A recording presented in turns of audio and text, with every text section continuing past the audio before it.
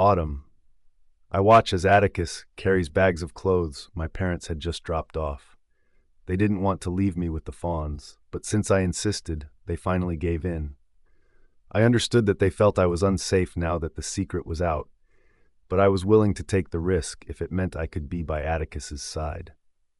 He didn't stop pestering his parents until they'd gotten all the pictures of us back into the house. Within 2 hours, everything was the same way I remembered it before he'd lost his memory. Of course, Atticus couldn't remember what it looked like, but I did. I knew where every single picture of us was supposed to be. I know that I didn't have him completely back to me, but I was at least happy that I was one step closer. I was back home, near him, where I belonged. I still hadn't recovered from tonight. It felt like a dream. I was afraid I'd eventually wake up and realize that none of it was ever true. I couldn't believe that Atticus told Anya he didn't love her. The look on her face was priceless. When did he realize that he was no longer in love with her? Had he known this even before the accident? If he did, why did he never tell me what he truly felt? There were many times when I thought he was still in love with her and only her. If I'd known the truth, my heart would have been less tortured. There were so many questions that I wanted to ask him, but I knew that he had plenty of questions for me as well. I wanted to give him a chance to ask me whatever he wanted. He was pissed at everyone else for lying to him. I'd also lied to him. Did that mean that he was also angry with me? I didn't want him to be. I never wanted to anger or hurt him. His mother walks over to me, and I can see the regret in her eyes. It must be hard for her as well as his father. It would be hard for his entire family now that Atticus felt like he couldn't trust them. As much as it hurt knowing that they removed me from their lives after I went missing, I knew why they did it. Because of that, I was not angry with them. "We are truly sorry for everything, Autumn." His mother apologizes. "We never meant to hurt you. We were only doing what we thought was the right thing for our son. But, as he rightly pointed out, we made a big mistake." I held her hand. "It's okay. I know that your intention was not to hurt me. I know that you only wanted to protect Atticus. I understand why you kept the truth from him. I never once thought that you were trying to betray me." She gives me a grateful smile and pulls me in for a warm hug. "I still think that we are fortunate for choosing you to be our son's bride. You've never let us down, and I don't think you ever will. Judging by the way Atticus protected you, I think it's safe to say that he also feels the same way. I never thought my son could fall out of love with Anya, but somehow you made that possible. My sons are learning to bond with each other as they did in the past before she entered their lives, and I wanted to thank you for everything that you're doing for us." "What are you saying to her?" Atticus asks dangerously. The threat in his voice was not hidden, and it surprised me that he took that tone with his own mother. He must be angrier than I thought he was. It's quite obvious that he doesn't trust his mother around me, not after everything he just learned. I knew they would return to normal very soon. Atticus couldn't stay angry with his family for too long. I knew him well, and eventually he would understand why they did it. Maybe he already did, but it would take him a little longer to adjust to the truth. He's waiting for me at the bottom of the stair, and his mother pats my back. "Go to him. You both have plenty to talk about. I don't want him to get any angrier with me. I have plenty to do to earn his trust again." I nodded and nervously walked towards him. He took my hand in his and guided me back to his room. Our room. The pictures of us were on the table near the bed, and it felt good to see them there. We're both quiet, and I'm unsure what to say to ease the tension in the room. I'm waiting for him to ask the questions I knew he wanted answers for. I'm surprised when he doesn't say anything after a few seconds. I'm about to move toward the bed when he finally makes a sound. My feet felt stuck to the ground as I waited for what I knew was coming. "Where is your ring?" he asks, breaking the silence. I swallow. It makes sense now why he kept looking at my finger today. He wanted to know why I wasn't wearing my wedding ring. I couldn't believe that he knew the truth and chose only tonight to spill it. I should have realized that's the first thing he would ask me. "In my purse," I answer him truthfully. Even though I wasn't wearing it, I still had it close to me at all times. I was honest when I told him that it was hard to look at the ring because it reminded me of him, but I also missed wearing it. "Let me see it." I dug into the purse and pulled it out. He took it from me and held it between two of his fingers.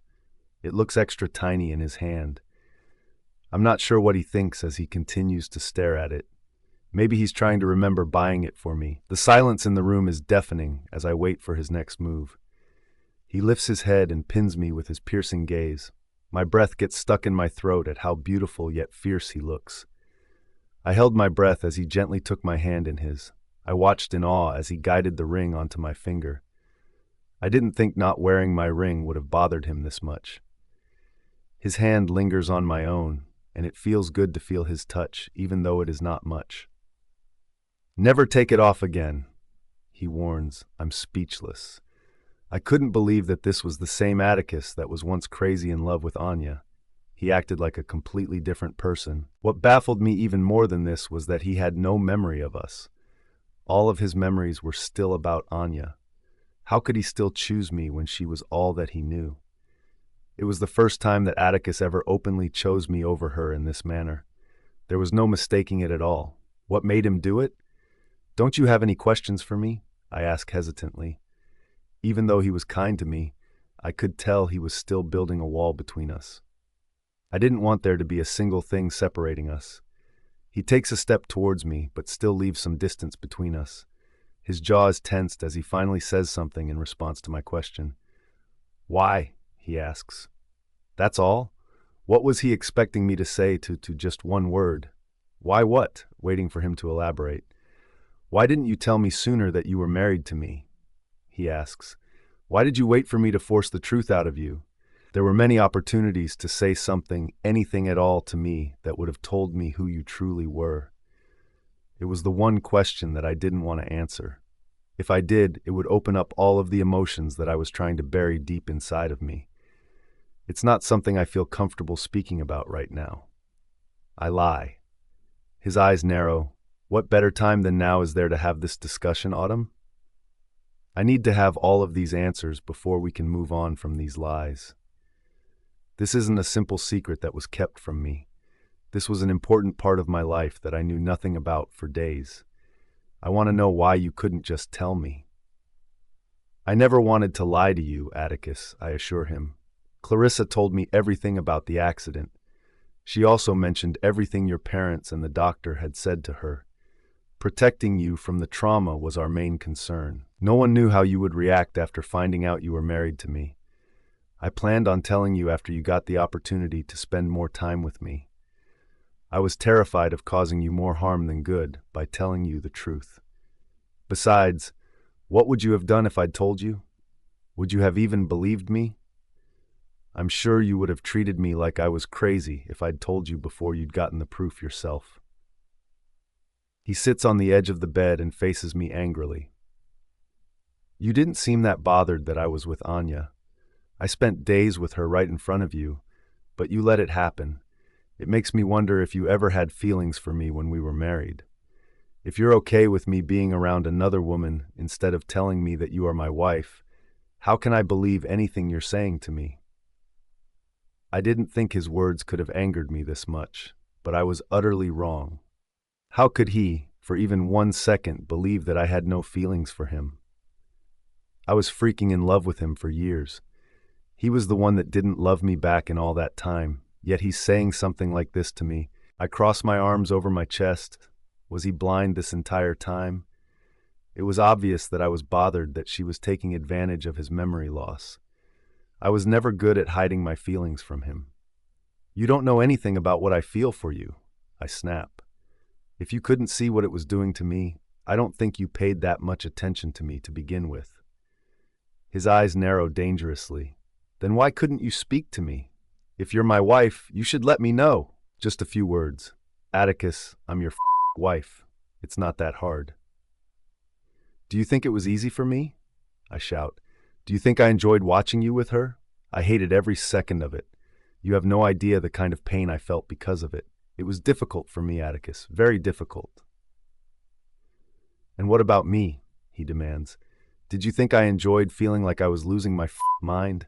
Every day I would wake up feeling like something important was missing from my life. I would watch Anya and feel absolutely no emotions toward her. I would be next to you and want to pull you into my arms every damn second that you were next to me. Nothing was making any sense to me. It bothers me that none of the people I cared about took a second to think about what this lie would have done to me.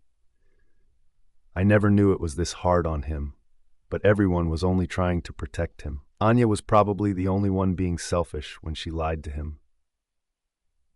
Are you not hearing what I'm saying to you? I demand. We were all scared that something horrible would happen to you if you found out that you were married to me. When you woke up on that hospital bed, you couldn't remember anything about our marriage. It was clear that Anya would be your main concern. To avoid anything horrible from happening, we lied to protect you. His jaw clenches, and I can see my words finally getting through to him. She was the first person you wanted to hug. She was the first person that you were looking for. Clarissa told me everything. You never once asked for me. How do you think that made me feel after everything we've gone through together? I was hurting so much, Atticus. I felt guilty. Guilty because you were racing to save me when your Jeep flipped. I felt like it was my fault, and it still feels like my fault. You went through all that, and I was nowhere to be found. My voice breaks as I whisper, and then to see you with her after you promised me that you wouldn't hurt me that way again. It was torture knowing there was nothing I could do. I couldn't tell you how it made me feel, and I couldn't complain because that would reveal the truth.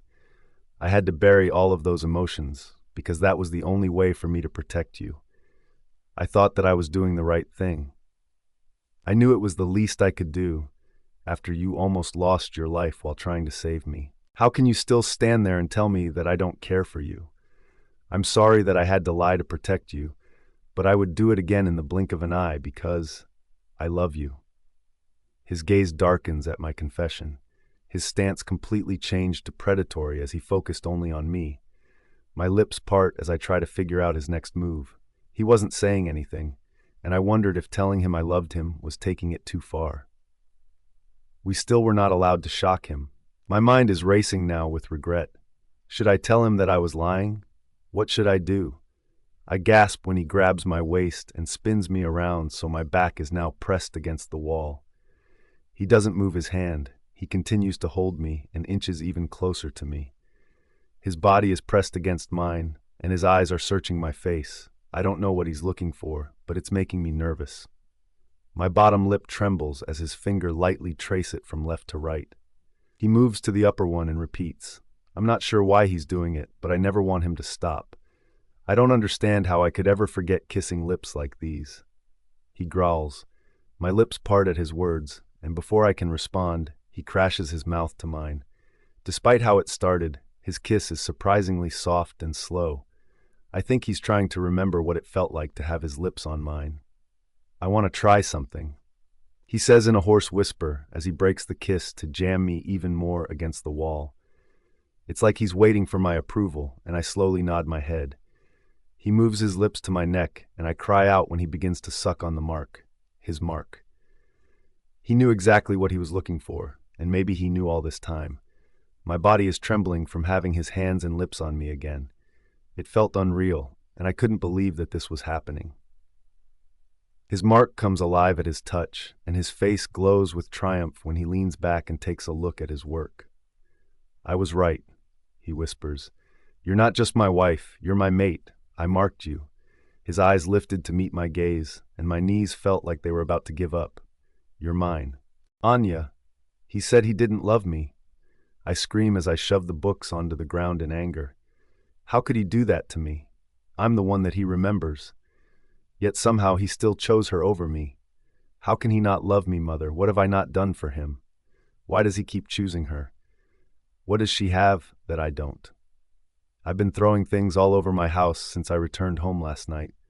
I couldn't believe Atticus would betray me like that. I thought he would still choose me after remembering all our times and no memory of his time with Autumn. He didn't just betray me, he embarrassed me in front of his entire family. Calm down, my mother tells me. We no longer need Atticus to be crazy in love with you for our plan to work. I've thought of a much better one now that I know who Autumn's parents are. What are you talking about? I demand. I was getting tired of these plans that never worked. Everything kept backfiring, and now Atticus may even hate me. I know what we must do. She continues, and there's no missing the sparkle in her eyes. Whatever she was thinking must not be good news for Autumn. And that's exactly what I needed, something that would hurt Autumn to the point that there was no turning back. And what is that? I ask. It was time for me to focus and do what I had to in order to get rid of Autumn for good. We were running out of options. Atticus had once again chosen her. He'd lost all of his memories of their relationship, and he still returned to her. I couldn't think of a single way to make him not want her anymore. I was tired of this back-and-forth nonsense. I wanted Autumn to get out of our lives forever. Why couldn't those men that worked for her father take her away? What were they waiting on? Atticus's parents would not be happy to learn that the Riveras had lied to them since the beginning. She informs me, "We can use this little detail to our advantage. They will be pissed when they discover that Autumn is not their real daughter. Do you know how bad this will be for their reputation if word gets out?" The Fawns care too much about their reputation to let this go without causing some trouble for Atticus and Autumn. And Atticus is someone that listens to his parents. If we're lucky, he will do whatever it takes to make them happy, even if it means letting go of Autumn. She had a good point. The answer was staring us straight in the face this entire time. Why hadn't I thought about telling his parents sooner? They're going to be even angrier when they learn that Azai Rain is her real father. His parents know who he is very well. They were never fans of his. His power intimidated them. It intimidated many of the most influential families around. I can't believe I didn't think of this sooner. This is what we need to do to get Autumn out of his life for good. His parents would make sure that they split after this. I inwardly smiled at the thought of his parents hating her just like they did me. They only liked her because of who her parents were. When they learned all of it was a lie, they would freak out.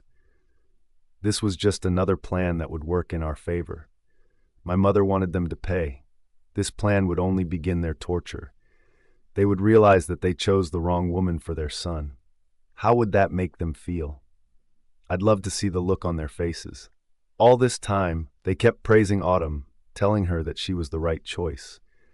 How would they feel knowing I was a much better partner for their son? Who should be the one to break the news to them? I ask.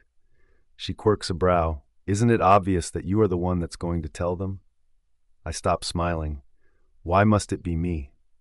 The Fawns hated me. They would most likely think that I was lying to them. Who would anyone ever believe that Autumn was Azai's daughter? There's no one better for the job, she snaps. I understand that, but they already don't like me. Why do you think they will believe me when I tell them that her real father is Azai Rain? They would think I was trying to stir trouble for Atticus and Autumn. They already knew how angry I was that they'd gotten married to begin with. And they were also there when Atticus told me he didn't love me. I'm sure they knew how pissed that made me. I'm sure that Autumn has not told them who kidnapped her.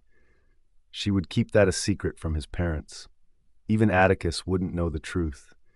They would listen to you when you show them the video that we have of the men kidnapping her, she informs me. Wouldn't they ask me how I got this video to begin with? I ask. I can't exactly tell them that the people you hired to kidnap Autumn first had taken the video of everything that happened when they took her. She sighs. Do I need to teach you everything, Anya? I watch as she hands me her phone. Transfer the video to your phone. If they ask where you got the video, tell them an anonymous person sent it to you. Even if they don't believe you, they will be more preoccupied with discovering who Autumn's birth parents were to suspect you. That's what we will be counting on. It didn't sound like a perfect plan, but it was better than sitting back and letting Autumn win. And what if that plan doesn't work? I ask. I have other plans as well, she informs me. Many people would want Autumn dead when they learn who her father is. At first, I thought that her father being such a powerful sorcerer would make our lives much more difficult.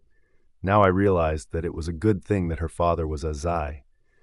What other proof do I need to prove to them that her father was a sorcerer? I ask.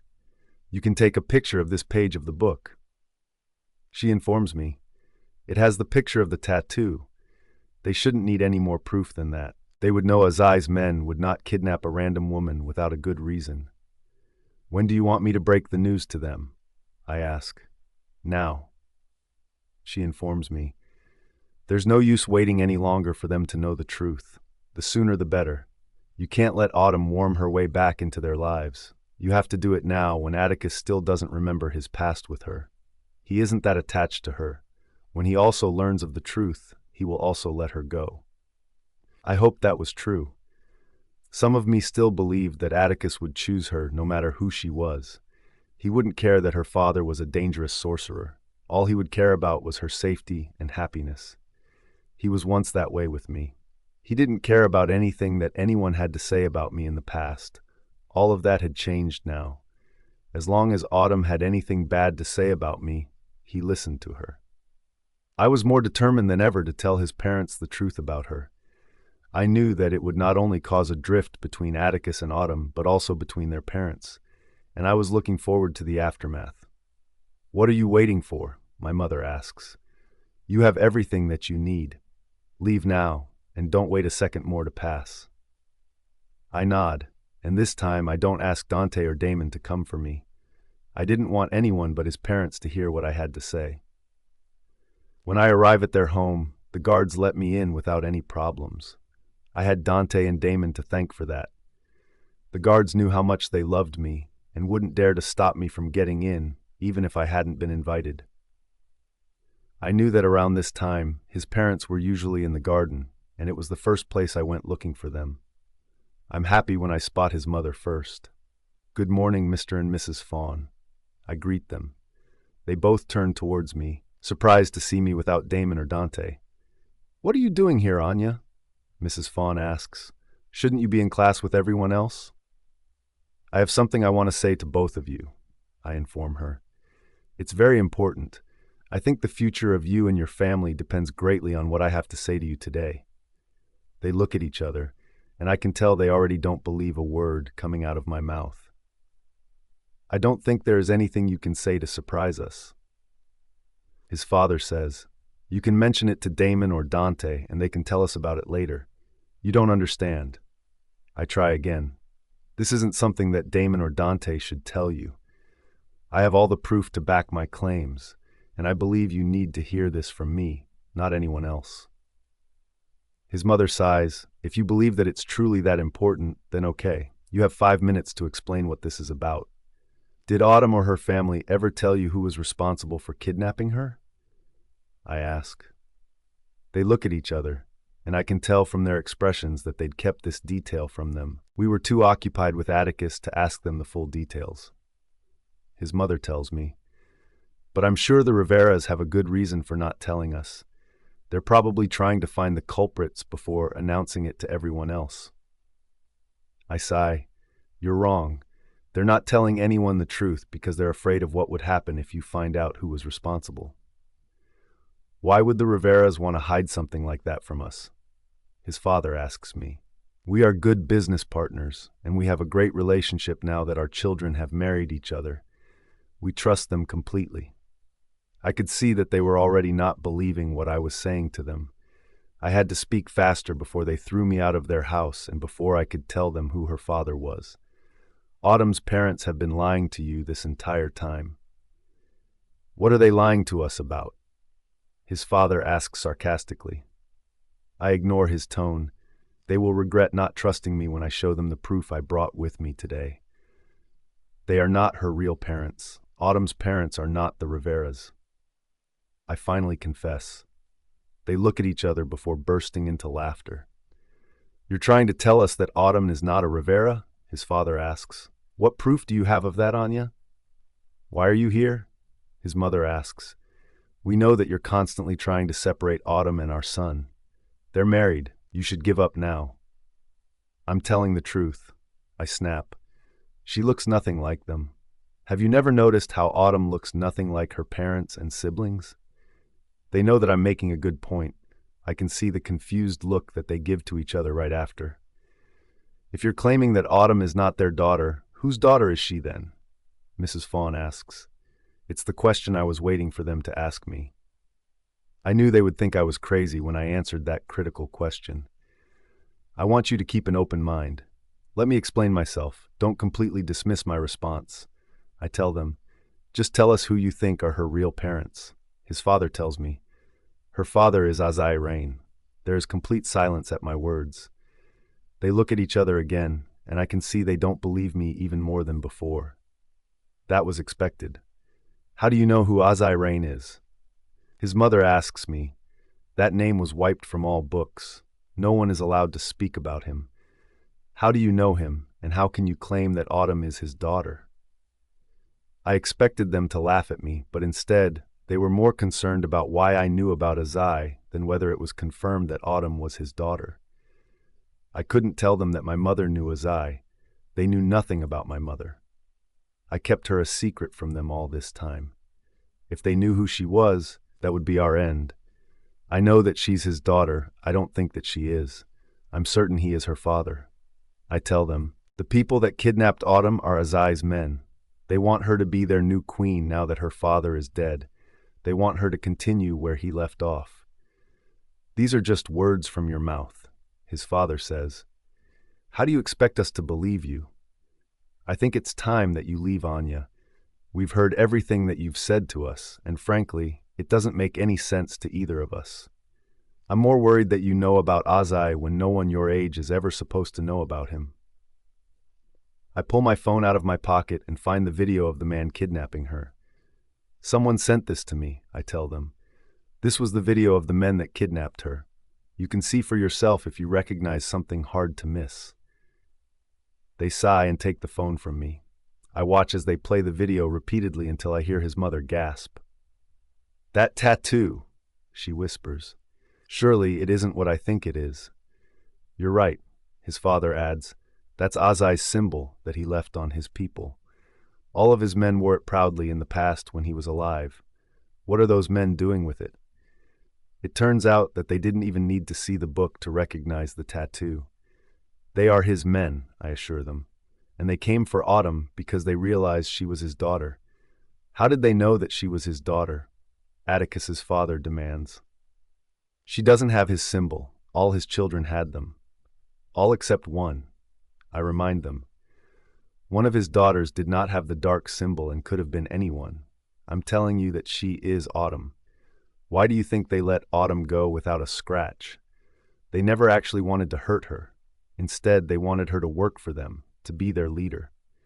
Autumn is only back to destroy everyone around her. I'm telling you, she's very dangerous. If you don't listen to me today, you will regret it for the rest of your life when the truth is finally revealed. She is a threat to us all. It still doesn't explain why they thought that Autumn was Azai's daughter. His father says, It sounds like you're trying to drift us apart. Autumn has the same power as her father, I tell them. I witnessed it myself. She almost killed me. You can ask Atticus about this. He was there, and it was only because of him that I'm still alive today. What are you trying to say? His mother demands. I never once saw Autumn try to harm you. She's a sweet girl. She wouldn't try to kill anyone. If she's had his power all along, why haven't any of us seen it besides you and Atticus? If you don't believe me, confront Autumn and her parents. Act like you know the truth. She will confess. Both Autumn and her parents will tell you the truth once you mention it to them first. They will tell you that she is Azai's daughter. Do not ask if it's true. Tell her you to know that she's his daughter. I'm trying to protect Atticus from her. She's dangerous to the people around her. If given a chance, Autumn will be just like her father, and your family will be in danger. Not only your family, but everyone else on this earth.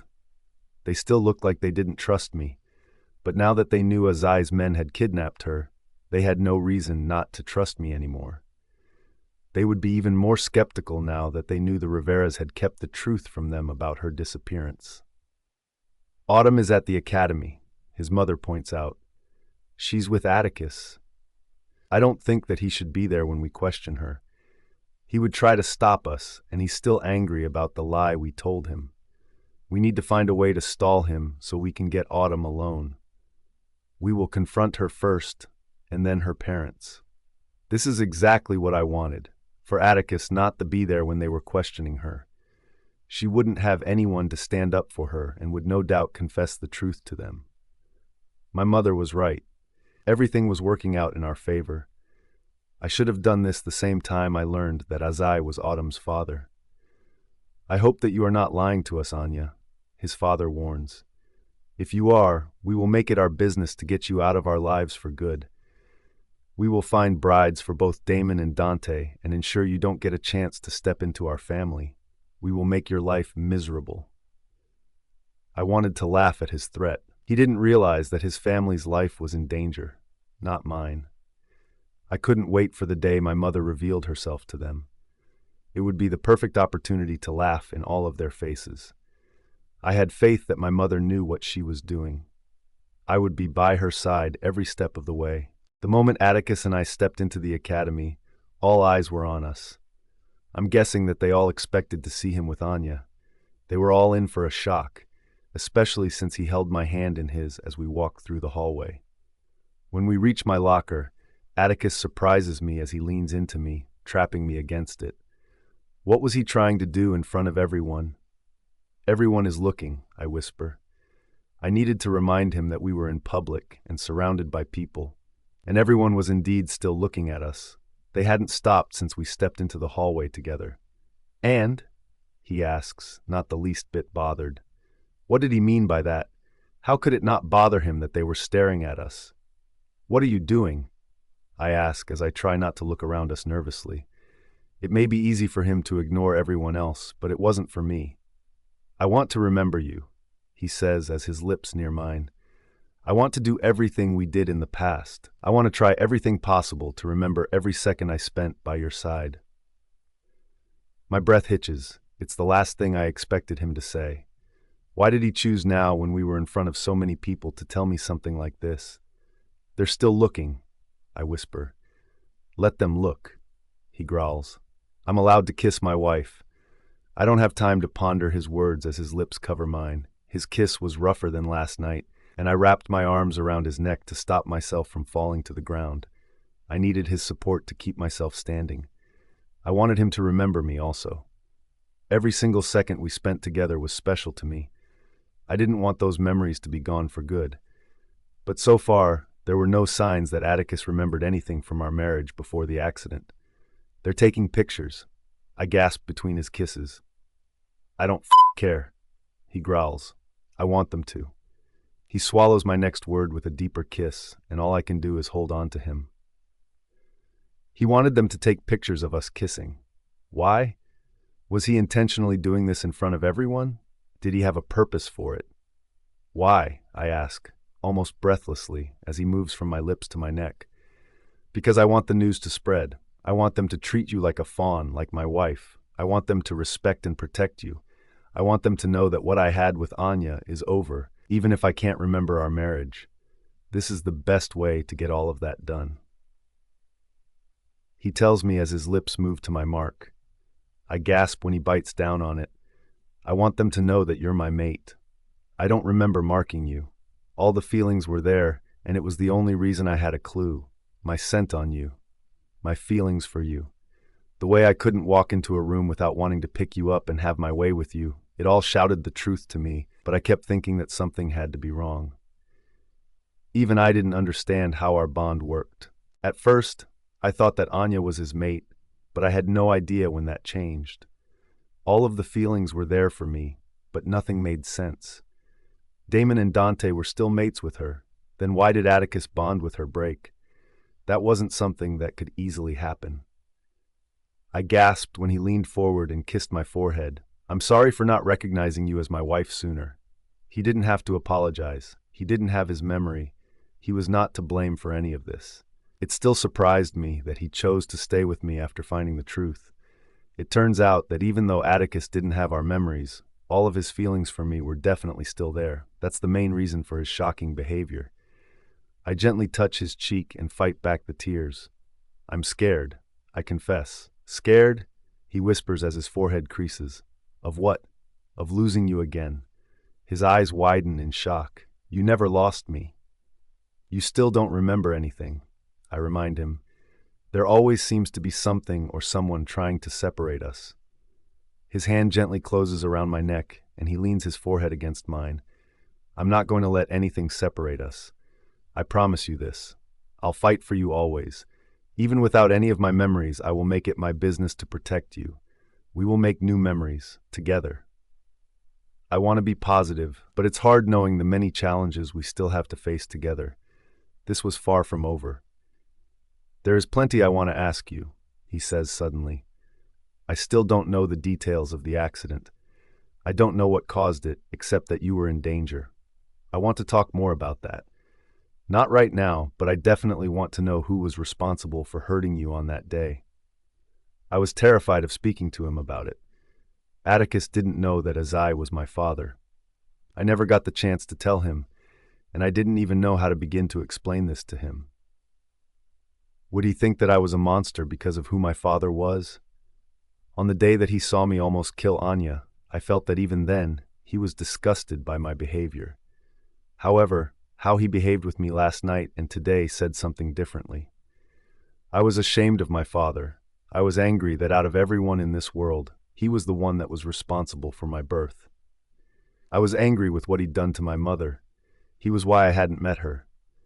He's the reason that I may never find her in this life. He's the reason why I could never meet my siblings. I felt sick to my stomach thinking about it. For the rest of the day, everyone kept looking at Atticus and me together. The news was already spreading everywhere now that he was with me again. They were all asking for Anya. I'm not sure where she was, but again, she'd skipped the academy. Damon and Clarissa will carry you home today, Atticus tells me right before we walk into the parking lot. Where will you be? I ask, curious and a little upset that he would be away from me. My mother just called. She wants me to look after something important for her. I'll be home right after, I promise. I smile. Drive safely. I'm waiting for you. He walked over to me and surprised me when he lifted me into his arms and hugged me tightly in front of everyone else. I regret not remembering you.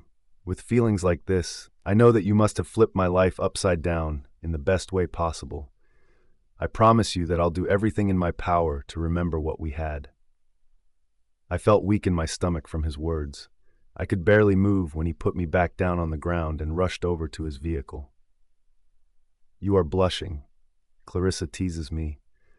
I have to say that Atticus surprised everyone after yesterday. At least he is speaking to you. He isn't speaking to any of us. The only words he said to us for the day was to drop you home. I'm sure that he would eventually forgive all of you. It's still plenty for him to come to terms with. I assure her. She nods. If everyone had listened to me from the beginning, we wouldn't be in this situation. Did he give you a hard time last night? Damon asks me. I know he must have been upset with you for not telling him anything. I nod. He was angry, but eventually he calmed down, and then we fell asleep after talking for a little. We have more to talk about today. Clarissa looks at me with concern in her gaze. Does it have to do with your father? Are you planning on telling him the truth?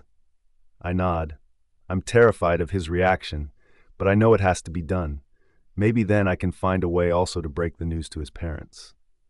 Clarissa sighs. They're not going to make it easy for either of you. I don't know if telling them is a good idea. We've already seen what happens when you choose to keep a secret in this family. I point out. I should at least try to talk to them. Whatever happens, just know that I'll be there to support you every step of the way. She promised me as she held my hand in hers. What is Anya doing here? Damon asks as he spots her car outside his home. It's the last person I wanted to see today. We just pulled up to the house, and unfortunately, this was the first thing that we saw. She shouldn't be here right now. No one invited her. No one wanted her here. Did she skip the academy today so she could come to our home? What the hell was she thinking about doing now? If Damon nor Dante knew that she was here, it could only mean trouble for the rest of us. Clarissa and I both tensed at his question. She had no reason to be here when her mates were not home. I don't think this is a good sign, Clarissa whispers as she looks over at me. What do you think she's up to now? I didn't know how to answer that question. There's no telling what scheme Anya was planning again, I was tired of her interference in my life. She needed to know when to give up. Atticus made it clear that he did not want her anymore. What else did she need to leave us alone? After she'd tried to drown me, I can safely say that she was most likely planning on something much worse than that. I wish I knew the answer to that question. Even I'm worried about her next move. Anya doesn't take no for an answer. The more Atticus pushes her away, the more she tries to claw her way back into his life. We rushed out of the jeep and practically ran inside. The Fawns were already waiting for us at the entrance. Judging by how they looked at me, I could safely say that she'd told them something that could not be good news for me. What did she tell them? Did she mention how I'd almost killed her after she'd pushed me into the pool and tried to drown me? I'm not sure how far she'd gone while trying to make me look bad, but I was not ready to be confronted by the Fawns. "Autumn, would you come with us, please?" His mother says in a stern voice. "There are a few questions we would like to ask you." Clarissa looked between us, and I could see the panic on her face. "What's this about?" "This does not concern you, Clarissa," Mr. Fawn says. "We want to speak to Autumn alone." "Father," Damon cuts in. "Whatever this is, you can say it in front of us. Atticus asked me to keep an eye on Autumn whenever he wasn't around. I don't want to do anything to disappoint him any more than I've already done." "Very well," his father responds. "If it means that much to you, then stay." "Is it true that you and your parents have been lying to us this entire time?" his mother asks me. "Before you answer, remember that we have trusted both you and your parents blindly. If you try to lie to us, there is no turning back. You are married to Atticus. I would hate for us to have a strained relationship." I was shocked by that question. If they knew that my parents had been lying to them from the start, they somehow knew that I wasn't their biological daughter. How could they know this? Since Anya was here, I guess she had to have told them. But how did she know this? How much precisely did Anya know about my family and me? Judging by the look on her face, things were about to get a lot worse than this. It wouldn't make sense for me to try and lie to them. I had to tell them the truth before things got any worse. I know this wasn't going to be easy for me, but it had to be done. I swallow. "There may be a few details that my parents have kept from you, but they've also kept those details from me. I've only recently found it out. I'm not sure if it's the same thing you're referring to." They both get tensed at my words, and I can see that it wasn't the answer they were hoping to get from me. "Is it true, then, that you are not their daughter?" his father asks me with narrowed eyes. Anya is smirking behind them, and I would love to slap it out of her face. She was determined to make my life miserable, and she would be even more desperate after Atticus told her that he didn't love her. "Answer us, Autumn," his mother urges me. "Are you not their daughter?" I take a deep breath before finally nodding my head. His mother closes her eyes, and all the color fades from her cheeks. "How could your parents do this to us?" she demands. "We've been loyal and honest to them this entire time. Do they take us for fools?" "They don't!" I insist, trying to defend their actions. "They only lied to you to protect me. They never wanted to disappoint or betray you. I'm sure you know how much my parents value the relationship they have with you. They would never intentionally try to jeopardize it. It doesn't seem that way to us anymore." His father disagrees. "They have indeed betrayed us." Mrs. Fawn held her hands up to prevent me from saying what I wanted to say next. "Is it also true that your father is none other than the great sorcerer, Azai Rain?" his father demands. My eyes widen at his question. Then it was true. Anya had somehow found out who my birth father was. How did she come across that information? Who would have told her the truth? I looked at Damon. I knew that Clarissa did inform him of my secret, but even he looked surprised that his parents knew this little detail that could destroy my life. I can see that they don't want to believe it's true, but the fact that they asked me meant that they already had proof. I looked to Clarissa for help, but to my surprise, she's not there. When did she even leave? I never liked admitting the truth out loud. It made me feel worse whenever I did that. "Answer us." I close my eyes and fight back the pain in my chest as I open my mouth to say, "It is true. My father is Azai Rain." "Atticus." I couldn't get her out of my head. her pretty eyes, inviting lips, and soft skin. Autumn was everything I always knew that she was and more. I couldn't believe that the woman I'd always wanted, even when I knew it was wrong, was now my wife. There were many times in the past when I knew thinking about her was wrong. There were so many times that Autumn stood out to me, and I chose to ignore my feelings because of Anya. I hate that I couldn't remember all of the details of marrying her. It's something I would never wish to forget. It's crazy to think that so many things happened and were all missing from my memory. If I didn't have these feelings for her, I would have never believed any of the articles I'd read. I still remember the first day my eyes fell on Autumn. She was always a little clumsy since I knew her, and she'd dropped her book onto the ground. She'd trapped me instantly with her innocence and pureness, but something had changed when Anya tapped my shoulder, and I'd looked up at her. It's crazy to me how things have changed so much since then.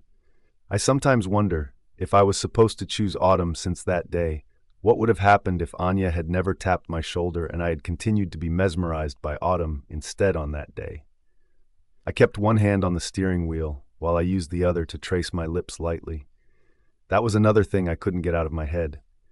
Kissing her was like racing through the woods in wolf form. It made me feel wild and free, alive, like I had something wonderful to live for. I'd never felt anything like it before, and it kills me to know that I must have kissed her multiple times before, but I couldn't remember a single detail of any of it. Kissing her, touching her, holding her, talking to her. How far did we take things between us? I could only imagine the torture of spending nights upon nights in the same bed with her. I must have crashed and given in eventually. The thought of the many times I must have tasted her and gotten lost inside her was eating me alive. I wanted to remember it, what it was like to taste her sweetness. I kept trying to find the memory, but fuck me, it was nowhere to be found. I knew it was the last thing I should be thinking about, considering everything we've both gone through recently, but damn I don't know why I kissed her to awaken all these crazy desires. I couldn't get her out of my head. The alert of my phone ringing forces my thoughts away from her. Finally, I didn't know how much more of this I could take before racing home to her and begging her to let me get just one taste. Anything to help me remember what it was like. Hello, I answer on the first ring. It was good that I could get a distraction right now. I needed anything to stop me from thinking about Autumn and the things I wanted to do to her.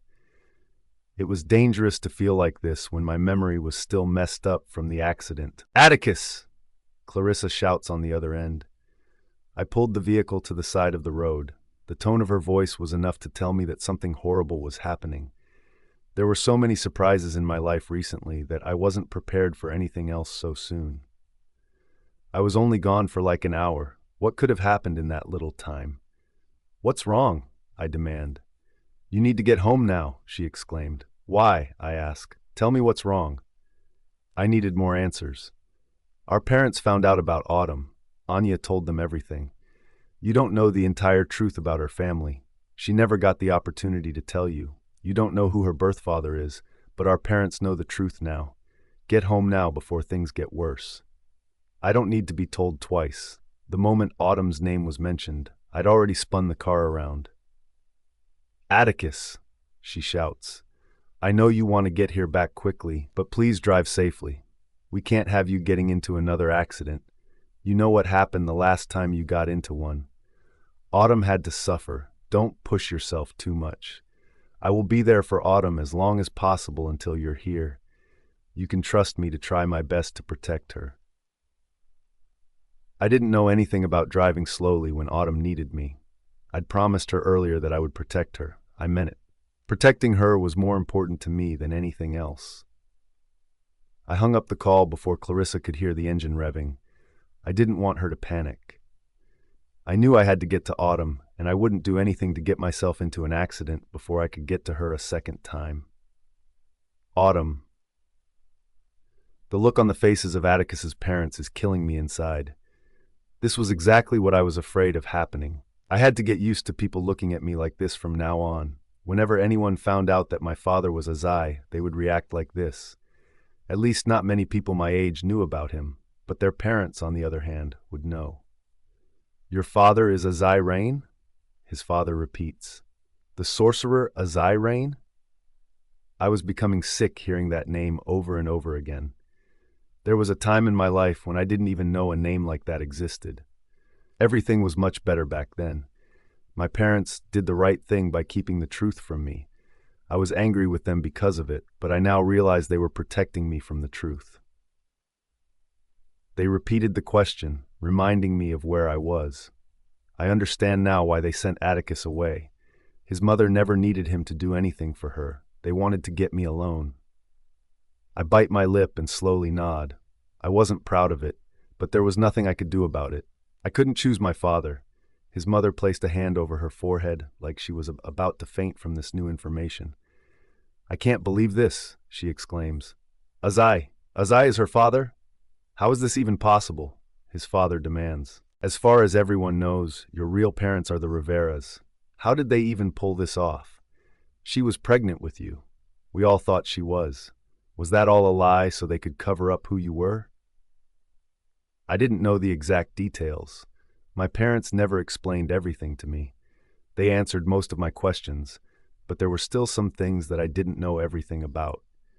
Now that you've mentioned that, I remember we never saw her for months. She stayed out of the public eye until they could introduce Autumn as their daughter properly, and she wasn't even a newborn then.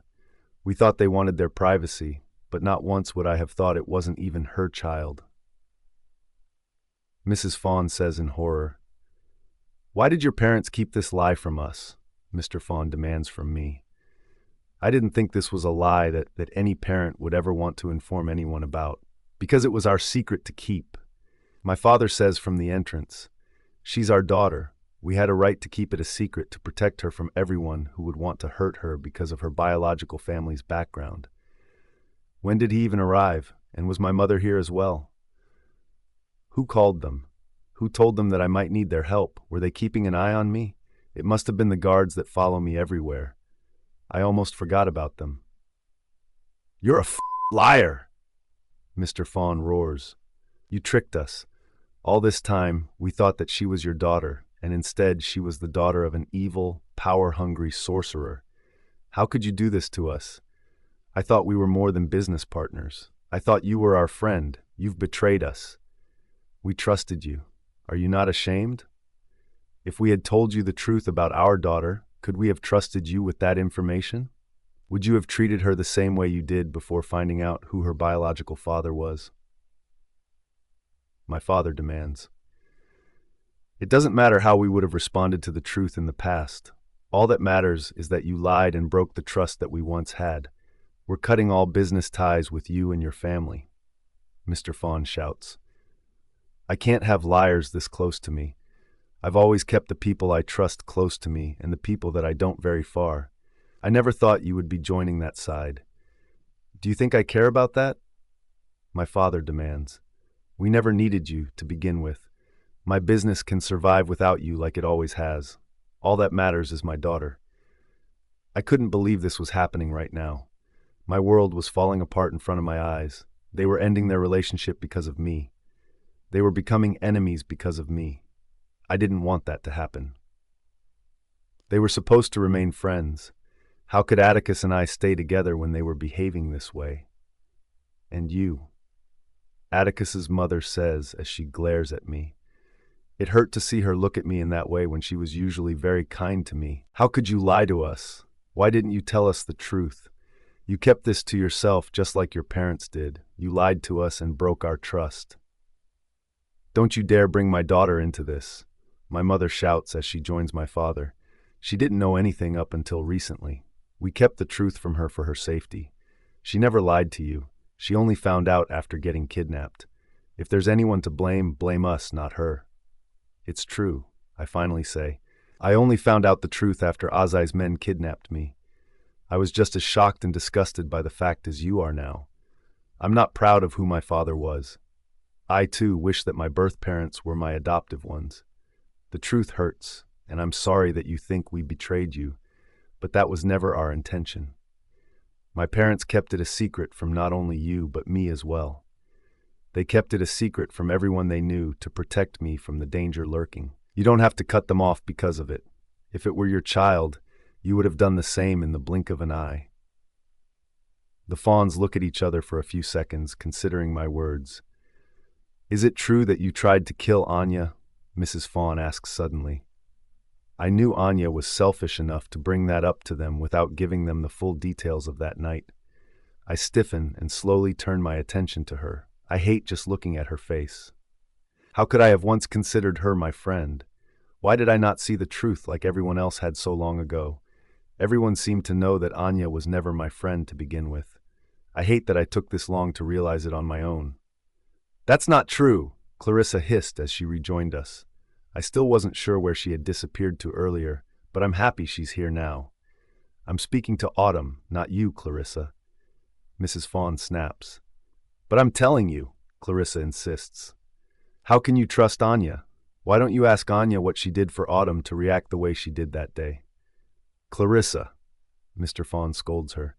We want to hear from Autumn. Let her speak and tell us exactly what happened on that day. Damon gently held Clarissa's shoulders, telling her by his actions to stay quiet. I'm happy that he did. I didn't want Clarissa to argue with her adoptive parents because of me. On that day, Anya surprised me by pushing me into the pool outside. I don't know if my parents ever told you, but I'm terrified of water. I have this great fear of being swallowed by it, amongst many other things. Anya knew this. She knew how scared I was of water, especially from a deep pool. She intentionally pushed me into it and watched me fight for my life. She did nothing to help me. She only stood there and watched me. It was one of the scariest experiences of my life, and she was responsible for it. That's a lie, Anya hissed. Autumn slipped and fell into the pool. She blamed me right after because of it, but I swear to you, I never touched her. Before I could jump into the pool and save her, Atticus jumped into it and pulled her out. I didn't have a chance to help her. I'm not at fault here. She is. She's the monster. She's the one that tried to end my life, not the other way around. I'm telling you the truth. She pushed me. She tried to kill me first. I snap. I have no reason to lie to you about this. Why would they ever believe Anya over me? I've never given them a reason to not trust me. It was hard to accept that they were suddenly treating me like an outsider because of who my father was. My parents warned me that this would happen. Even now, I still wanted to believe that the Fawns weren't this unreasonable. Atticus's grandmother would have listened to me. She would have heard what I had to say, and his grandfather, he was away on a business trip, but if he was here, I just knew that he would have listened to me. So you did try to kill her? His mother demands from me. My eyes widen. I didn't know how to tell them exactly what had happened. They already saw me as a monster like my father was. I couldn't blame them. Even I, at times, wondered if I was just like him. You tried to kill her? Mr. Fawn asks, waiting for me to answer. I couldn't control myself. I never wanted to hurt her. I was only responding to her trying to kill me first. I confess in defeat. Nothing I could say would make them think differently about me. It was true that I tried to kill Anya on that day. Nothing I say or do would change that. I still felt guilty over it. I didn't want to be just like Anya or like my father. I was never that kind of person. I never liked hurting anyone. It was horrible. Anya cries fake tears. I'm going to be scarred for the rest of my life. She was so scary. The water behind her in the pool was at her command. Her eyes were a different color, and she was forcing me to choke myself. She took control of my body. It was the scariest day of my life, and I would never want anyone else to experience what I had to endure. Autumn needs to be removed from your family. If she stays, she will harm Atticus. Your entire family will be in danger because of her. She said with her own mouth that she'd lost control of herself. Autumn can't control the power inside of her. Everyone is in danger because of her, even her own family. She is just like her father. Nothing will ever change that. My bottom lip trembles at her words. I don't know how to respond to defend myself. It was true that I often lost control of my body whenever my emotions got the best of me. It was not something that I was proud of. It's true that you have your father's curse then. His power wasn't just a curse to his family and everyone around him. He threatened the peace of earth, and there is no proof that you are any different from him. His father claims. How can you say that? Clarissa demands. Autumn is the sweetest person I know. She would never intentionally hurt anyone. You're just angry and surprised. Please think it over before you make any rash decisions. You don't know how dangerous Azai was, Clarissa, Mrs. Fawn informs her. None of us might have even gotten the chance to be here today if he was still alive. Autumn has that same power. I'm not saying she's just as bad as him, but with power like that, it will eventually take her over. It will consume her just like it did to her father. Autumn cannot be a part of this family anymore. She doesn't belong here. I'm sorry, Autumn, but the well-being and safety of my family will always come first. I've always made difficult decisions to protect them. It's what a mother does. She protects her children and her family. I'm sorry that we have to do this to you. I close my eyes and fight the tears. I didn't want to be separated from Atticus again. Whenever we got a chance to be together, someone kept trying to keep us apart. I know that Anya was the mastermind behind all of this. She couldn't stop trying to take Atticus from me. I've managed to stop her multiple times before. I could do it again. Let's go, Autumn. My mother tells me as she gently grabs my shoulders. You don't need to stay where you're not wanted. They will regret their decision later down in life. You're nothing like your father. I am your mother. I stood by your side and watched you grow into a beautiful young woman. I've seen you cry after seeing others get hurt. I've seen you fight for what is right. I've never met a kinder child than you. Do not listen to them. Your father does not define who you are as a person. You're nothing like him. I'm your mother, and I can proudly say that. I hug my mother but gently move away from her. I wasn't ready to leave just yet. There were still plenty of things that had to be said. Atticus's parents needed to know that I loved him. They needed to know that I would try everything I could to be nothing like Azai. I never had the chance to be around and spend time with him. He never had the opportunity to turn me into him. I was raised to be kind and gentle. They said so themselves many times in the past. Please, I beg his mother. I don't want to be separated from Atticus again. His memory is still missing. He's trying to remember what we had, and I don't want to leave when he's already suffering from the accident. Please try and understand that I will try my very best to be nothing like Azai. Ever since I met Atticus, he's always been the most important person in my life. I will never hurt him. I love him. I love Atticus, and I want to stay by his side for the rest of my life. Please do not separate us because of who my father is. I'm begging you. Please don't do this to us. Atticus respects you. He always listens to you. I've always admired that about him. Don't give him a choice where he has to choose between his family and me. Her gaze softens at my words, and I know she also doesn't want to separate us. But my words are not enough to convince her. Her mind is already made up. I can see it in her eyes. I'm sorry, Autumn. She apologizes once more. I know this isn't easy for you, and it won't be easy on him either. Surprising all of us, my son has grown quite attached to you. I know he isn't going to make this easy for us, but I must try. I love him also. I want what's best for him. If you truly love my son, you will leave him. I don't think you understand just how dangerous your real family is. You're a danger to the people around you. Atticus will forever be in danger because of you. We don't know the exact details of the accident, but Atticus was chasing Azai's men when it happened. Maybe they're somehow responsible for the accident that almost killed my son. That's the kind of danger he will constantly be involved in as long as you're in his life. As a mother, I can't allow my son to be with someone that could hurt him. It doesn't matter if it's intentional. I must protect him from you. I'm about to respond when I hear something dragging down the staircase. We all follow the sound. I'm surprised when I see Anya at the bottom of the stair with a suitcase in her hands.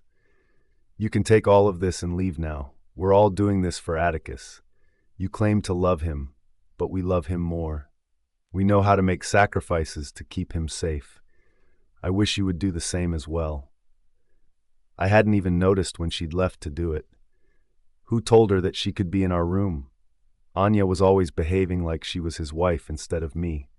Apparently, hurting her that day hadn't done enough to keep her out of our lives. She was still making trouble. Maybe she was trying to anger me. Maybe she wanted me to lose control over my body again.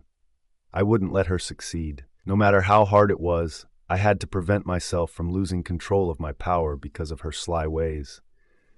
"It's time to leave, Autumn," Mr. Fawn tells me. "I'm sorry it has to be like this. I hope you can understand. Maybe when you have a child of your own one day, you will understand why we made a tough decision like this." I look at my parents and they nod for me to take the suitcase from Anya. I couldn't give up this easily. I couldn't let go of Atticus after fighting so hard for him all this time. But talking to his parents without him by my side would be like speaking to a brick wall.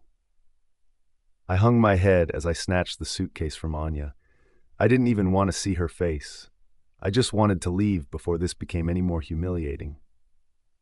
If I got angry and used my power, Atticus's parents would only hate me more. It would prove their point, and that's the last thing I wanted to happen today. This had to be settled in some other way. Besides, I didn't want to hurt Atticus's family. They weren't people that I hated.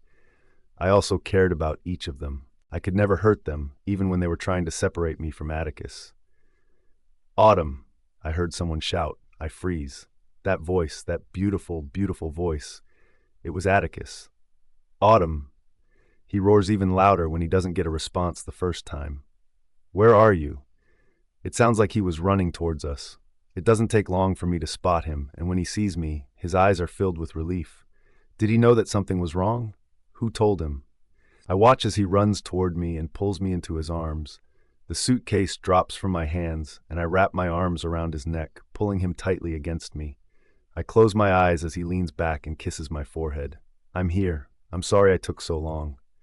He slowly lets go of me and puts my body behind his as he faces his parents. "What is this suitcase doing here?" he demands after looking around him. His mother sighs. "We asked Autumn to leave, Atticus." She informs him, "She was just leaving before you got here." His body stiffens at her words. "Autumn is not going anywhere." He growls. "I'm sorry, son, but this isn't your decision. Do you even know who Autumn's biological father is? Did she tell you where she came from and the dangers surrounding her name alone?" "I don't give a fuck about her biological father," he roars. "I don't care about her past or things she can't control. I don't care about anything except her. Autumn is staying here with me. She's not going anywhere." "Son!" his father shouts. "You know nothing. You're speaking like this because you have no clue about this situation. Why is it so hard to let her go? You are the one that didn't want to marry her to begin with. You were always in love with Anya. We forced you into this marriage because we thought we were making the right choice. We realize now that we made a terrible mistake. We are trying to fix this mistake before it's too late for any of us." The muscle in his jaw ticks, which indicates how angry his father's words have just made him. A mistake? How can you call something as sacred as a marriage a mistake? He roars. "I don't remember anything from my marriage, but you admit to forcing me into the marriage? And now that I want to stay with Autumn, you're now trying to force me to let her go? What kind of parents are you? You lied to me about her being my wife after you were the ones that wanted the wedding to take place, and now this madness because of who her biological father is. What's wrong with you?" I don't think I've ever seen Atticus this angry with his parents before. He looked both pissed and disappointed with them. "Why are you listening to them?" he asks me. "You're my wife. No one here can force you to leave.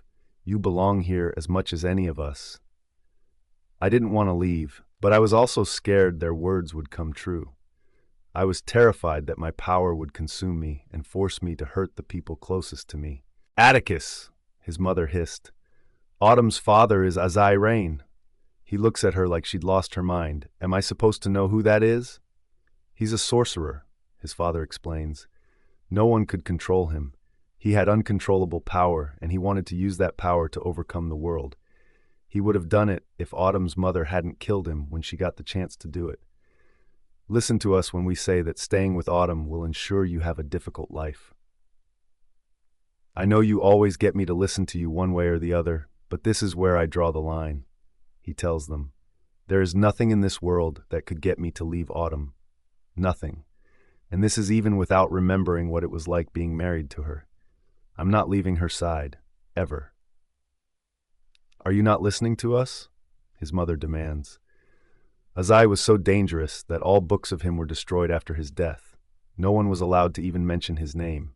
In fact, we can get in serious trouble just by saying his name alone. And you expect us to keep his daughter in this house with us? If the relevant authorities find out that we have the daughter of Azai Rain living with us, we will all be in serious trouble. I'm surprised that any of this doesn't faze Atticus. He's only concerned about me. Suddenly, I couldn't see anyone but him in this room. I didn't think I could fall more in love with Atticus, but I was wrong. I'm falling harder than I ever did at this exact moment. He didn't remember anything, but still he was protecting me. Still, he was insisting that his parents don't try and separate us. He didn't even care that my father was an evil sorcerer. This was the Atticus I'd fallen in love with since the start. This was the Atticus that had captured my heart in the beginning, and he was standing right in front of me. But this time, I was the one he was protecting, no one else but me. My heart swelled with joy at this revelation. I'm surprised when he grabs me by my waist and pulls me in front of him, capturing me in his arms. If you are that concerned over your safety, I will take Autumn and we will leave. You will never see either of us again for the rest of your lives. You will not have to worry about your safety. Either you allow her to stay with me or we both leave, together. Autumn. I didn't want Atticus to leave his family because of me. I could see the horror on the faces of everyone here that loved him. No one wanted him to go. I gently cup his cheek in my hand. Your parents are only worried about you. Maybe we should give them some time to calm down. His arms tighten around me. What is there for them to think about again? You're my wife, and you're staying my wife for the rest of my life. You're my mate also. My mate. I'm never letting go of you. I don't care what anyone says about you or your father. You're mine, Autumn, and no one can ever change that. My heart continues to jump in my chest. Atticus kept saying things that both surprised me and made me overjoyed simultaneously. Atticus, his father shouts, we've always protected you. We've always done what we thought was best for you. Don't you think we're doing this because we care about you? I think Atticus did know this, but he didn't care about that. I'm not sure what's going to happen now, but I wasn't letting go of Atticus either. His jaw clenches. I know that you care about me, but I'm not the only one that I want you to care about. I want you to also care about Autumn. This entire time, I'm the only one that you've been thinking about. Not once have you thought about her and the way your actions have been affecting her. I don't want to separate from my family, but if you force me to do it, believe me, I will. I'll do whatever I have to stay with Autumn. His mother turns away from us, and I think it's possible that she might be crying. They seem helpless. I know that they want me to let him go. I know that it's the only way for Atticus to leave me if I let go first. But I wasn't going to do it. I wanted to be with him, and I believed in my heart that I would never hurt him. I couldn't promise to hurt the people that tried to separate us, however. I don't think his parents realize yet how much I loved him. I don't think anyone but me knew what I would sacrifice to keep him safe. I slowly let go of Atticus and walked towards them. I'm never going to hurt Atticus. I know what my father tried to do was horrible. I know that he wasn't a good person. But I never knew him. I wasn't taught his ways. I admit that there have been times when I've lost control, but I'm working on trying to fix that. Please trust me. I'm not going to let anything happen to him or his family. I care about all of you. I would never intentionally do anything that would hurt any of you. Griffin walks in then with Dante and takes a look at us. What is happening here? He demands, confused. How much did I miss? There is a silent pause as he waits for someone to answer. I wasn't sure how to even begin to explain everything. Autumn is the daughter of an evil sorcerer, Anya answers him before anyone else gets a chance to say anything. And Atticus, knowing that she almost killed me with her evil power, quite similar to her father's power, doesn't want to let her go. She'd conveniently left out the part where she almost killed me first. Luckily, Griffin knew the type of person that I was. He wouldn't listen to Anya as his parents had done. Hold up, Griffin says, squeezing his temples. Autumn's parents aren't the two people standing in front of us now? And frankly, Anya, I don't believe Autumn tried to harm you without you doing something bad first. I'll tell you everything you need to know, Damon says as he taps his shoulder and carries him elsewhere. We didn't have time to catch Griffin up with everything. I'm waiting for his parents to say something. Are they going to let Atticus leave with me, or will they let us stay? I know that my parents are ready to snatch me back and carry me home with them, but my home was wherever Atticus was. I hope that they understood that. All right, Mrs. Fawn finally says, if we can't convince the two of you to let go of each other, we need to do things differently. Differently? Atticus asks as he walks over to stand behind me. His hands are placed gently on my waist as he waits for his mother to elaborate. Yes, she answers him. Differently. Now that we know the truth about Autumn, we must keep her identity a secret from everyone. Autumn, she says as she turns her attention to me. You need to learn how to control your power. If you lose control because of your emotions, you're bound to slip up, and others will find you.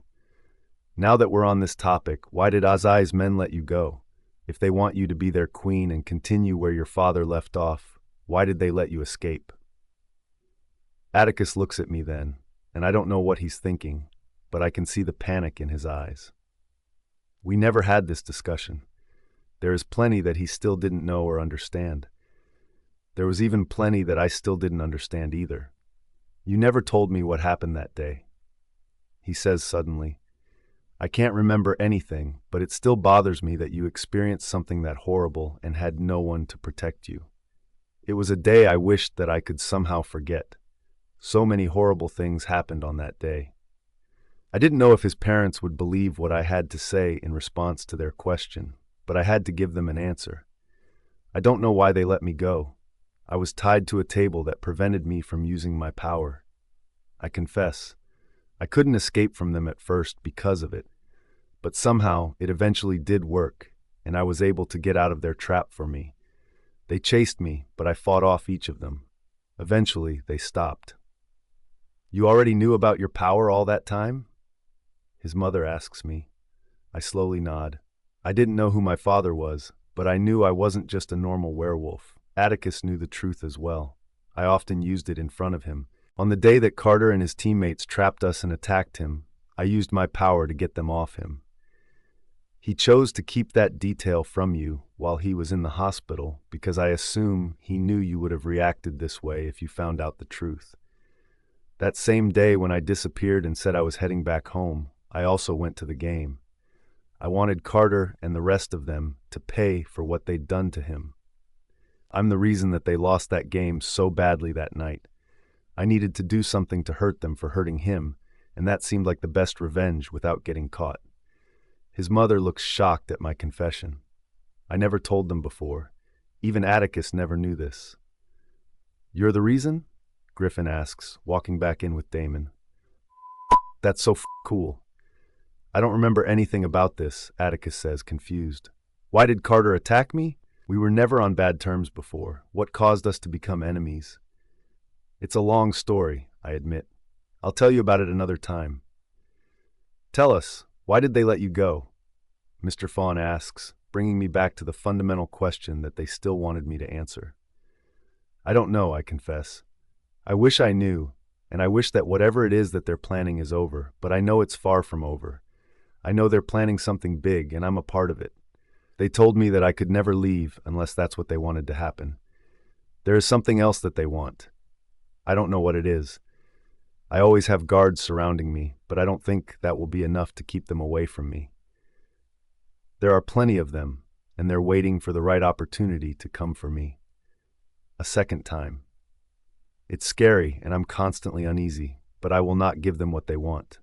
I will not let them turn me into my father. I rather die than become evil like him. I can see that telling them this didn't make things easier for Atticus and me, but I can also see that they all felt sorry for me. I know that his parents didn't hate me. I know that they were only trying to protect their family. I wanted things to be like they were in the past. I wanted them to be good friends with my family once more. I wanted them to be happy that Atticus and I were together. I didn't think that was possible anymore. I think it's time for Autumn to get some rest, Atticus says. You can ask her more questions tomorrow. But there is still plenty to discuss, his mother tells him. Have you ever heard about the overlords? The overlords. I've heard very little of them, but I knew they weren't people you could easily ignore. They, along with the Black Council, were responsible for getting rid of all books of Ozai and making sure that his name vanished until now. She explains. The overlords are just as cruel and controlling as the council. They do whatever they have to do to keep order in our world.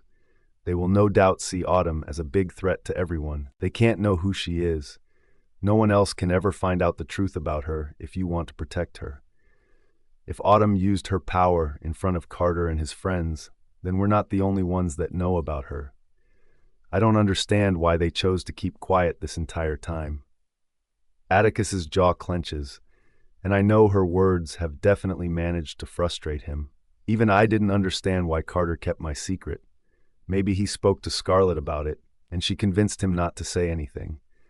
Or maybe they just didn't want anyone to know that a girl had kicked their asses that day. Though, they'd never actually fought me. They'd all left when they realized that I would protect Atticus with my life. Atticus walks past me and straight towards Anya. There was unmistakable anger in his steps. He knew that she was the one that had told his parents the truth. How did she even know about my father? Who told her the truth? She saw my power, but that alone shouldn't have been enough for her to figure out that Azai was my father. If his name had been completely wiped from all books, how could she find out the truth? Who was helping her? It had to be someone that knew my father and mother. Who the hell was Anya? Were we all underestimating her? Atticus grabs her shoulders roughly, and Damon rushes to protect her from his brother. Dante is right behind. They still loved her like crazy. As long as they were in love with her, we would never be able to punish Anya as long as they were this crazy about her. If we tried to hurt her, it would destroy this family. This is what his parents tried to tell me once, that I had saved Atticus from this. But now, they also saw me as a threat to their son. I had to find a way to prove to them that I wasn't a threat, at least not to him. Maybe then they would be able to be happy about us once more. Let her go! Damon growls. Atticus, Dante shouts. Let my mate go! Atticus ignores them as he glares at her. If anyone finds out who Autumn truly is, I know where to find you. If you know what's good for you, you will keep this secret with the rest of us. She looks startled by his actions and remains that way even when he lets her go. I think Autumn should come home with us tonight, my mother says, worried that I was still in danger. No, Atticus disagrees. She's staying here. With me. She looked at me, trying to find out if it was okay with me. I nodded, letting her know that this was what I wanted, to be with Atticus. Atticus doesn't wait for anyone else to say anything as he pulls me up the stairs with him. He didn't stop walking until we reached his room, and he locked the door behind us. It was clear that he didn't want anyone to disturb us again. Or maybe he was worried that someone would try to separate us. He didn't seem willing to take any chances, even with his family. He begins to pace in front of me. It was devastating to see. He was at war with his own parents because of me. He loved them like crazy. I've seen Atticus grant their every wish because of how much he respected them. You didn't have to do that, I whisper after watching him pace from left to right for the 10th time since he'd locked the door. I hate what this is doing to him. He turns to me with his thumb finger pressing into his bottom lip. He slowly lets it slide and narrows his eyes. Didn't have to do what? Go against your parents for me. I know that I'm making him angrier. He might think I'm being insensitive after what he'd done to keep me here with him. It was quite the opposite. I only wanted him to be happy. Do you think it would have been better if I'd let them throw you out of our home like you were garbage? He asks. Would that have been the better thing to do? Of course not, I answer him. But I hate to see you like this. They're your parents, and they only want to protect you. And I want... He growls. We can't all get what we want. My breath hitched at his words, and I tried to calm my racing heart. It was pounding in my chest and threatening to break free. Why are you protecting me this desperately? I ask. You don't even remember what it was like to be with me. I was happy that he was doing it, but I couldn't deny how strange it was for him to do it, considering his memory of us was gone. He grabbed my hands suddenly and pressed them against his chest so that I could feel the wild beating of his heart. I don't remember anything, but I have feelings. My heart beats for you, Autumn. Only for you. These feelings are something that no one, not even a accident, could take away from me. No one could make me forget what I feel for you. I'm fighting this hard to protect you because I know my life will be over without you in it. I could barely breathe at his confession. I don't know how to respond to such raw emotion from him. I was not expecting that answer. His hand gently touches my cheek as he forces me to look directly into his soul-sucking eyes. I think about you every second of every day. I can't get you out of my head, Autumn. I want to hug you and kiss you. I want to touch you and taste you. I want to get lost inside of you. I want to tell you how beautiful you are. I want to be the reason why you smile. I want to protect you ferociously from anything that could harm you. I want to mark you over and over again. One time isn't enough. Just because my memories are gone doesn't mean my heart has also disappeared. I want so many things, and all of them include you. I gasped, and he leaned into me so that his lips were right above my ear. Even that little sound from your pretty mouth makes me happy. Everything about you makes me feel like a man. You're my woman, Autumn, my only one. Do you really feel nothing at all for Anya anymore? I ask, unable to stop myself. I know that he told her he didn't love her, but I wanted to hear it today, while we were alone and where I knew he could say to me the truth. He pauses at the mention of her. I know I shouldn't bring her up, but I wanted to confirm just this once that he was speaking the truth before I completely believed him. I find it hard to believe that you loved her for so long and suddenly want nothing to do with her, I confess. You had your reasons in the past to want to keep your distance from her, but after losing your memories, what made you step away from her? How are you no longer her mate? He inhales sharply. Anya is the last person I want to speak about. I want to know, I insist. Before you lost your memory, I still felt like you were in love with her. She was constantly a threat to our marriage. I want to know that you had truly wanted to let her go and be with me before you'd gotten into the accident that horrible day. There's a pause as he thinks about my words. I don't think I'm making him any happier. His mood keeps growing darker by the second. He surprises me when he throws me onto the bed suddenly and climbs on top of me. Both his hands are holding mine on the bed, and he's looking down at me. There are plenty of things that I can't remember, Autumn, but one thing that I know for sure is what I felt for Anya after losing my memory. He says, I'm sure I mentioned it to you already, but it still looks like you don't believe me. Tell me, I urge him. What did you feel for her after all of your memories of me were gone? His eyes sparkle with some unfamiliar emotions as he dips his head lower. I'll tell you, but I want something in return. Something in return? I ask. What do you want? He smiled, and I almost fainted from how sexy he looked. My body went completely still as he left a long, soft kiss on my neck. I want to taste you, he whispers. I'm dying to taste you, Autumn. I envy my past self. He knows what it was like to have his tongue inside of you. I want to be as lucky as he was. Atticus. I couldn't stop myself from taking what I wanted from her. I knew that I should behave. I knew that I was being selfish. I knew this was wrong at a time like this, but damn it, nothing was going to stop me from tasting her tonight. Nothing except her. She was asking all these questions about Anya, even though I was sure I had already told her I felt nothing for her. What the f*** had I done in the past for her not to believe me? How stupid must I have been? And how much did I hurt her before finally realizing my feelings toward her? I had so many questions about my past, so many questions about our marriage. Autumn was the only one that would be able to give me all of those answers. But first, I needed to taste her. I needed it like I needed air to breathe. Do you want to know something? She whispers suddenly. There seems to be a mischievous glint in her eyes, and it's definitely trapped me. Once it's from your mouth, I'm all ears, I tell her. I didn't know if she was trying to change the conversation, but I was hoping she would let me do what I desperately wanted to. On our wedding day, Your parents told us we had to bathe in the spring at one of your islands. Before we got there, I saw Anya openly flirting with you on the boat. I got instantly jealous and sad. I drank plenty that night and kissed you in front of her. I was thrilled when you didn't stop me. When we got to the spring, I did something you might not believe even if I told you. She'd sparked my interest. I wanted to know what exactly she'd done when we'd gotten to the spring.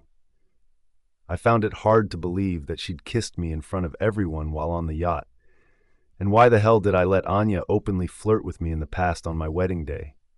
Suddenly, I wasn't sure if I wanted my memories back.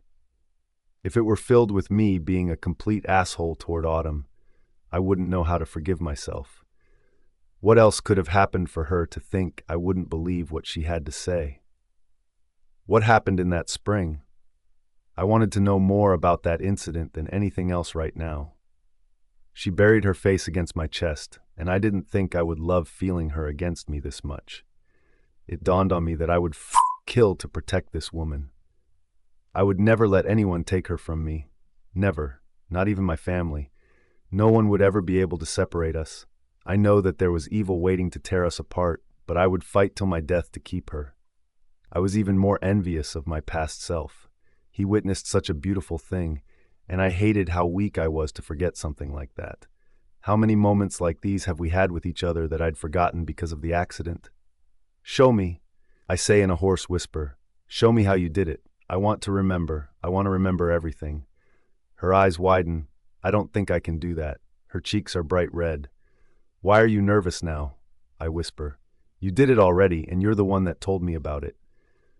I was intoxicated when I did that. It was different then, she says. I grin. You're right. It is different now. This time you aren't intoxicated. This time you will be aware of everything. This time will be much better than the last. I don't know, she whispers. I kissed her forehead and rolled next to her onto the bed. I pull her into my arms. We can cuddle then. I'm just as happy with that. I was still dying for a taste of her, but I wasn't doing anything that she didn't want right now. She surprised me by pulling herself out of my arms and walking towards a nearby desk to my left. What are you doing? I ask, clueless. I held my breath as she unzipped the back of her dress, and I watched it fall from her body. I'm about to do that when there's a loud knock on my door. Not just one knock, but multiple ones that followed right after. I growl against her, upset that we'd been disturbed. What the did they want from us now? Hadn't they already said everything they needed to? Leave! I shout for whoever is at the door.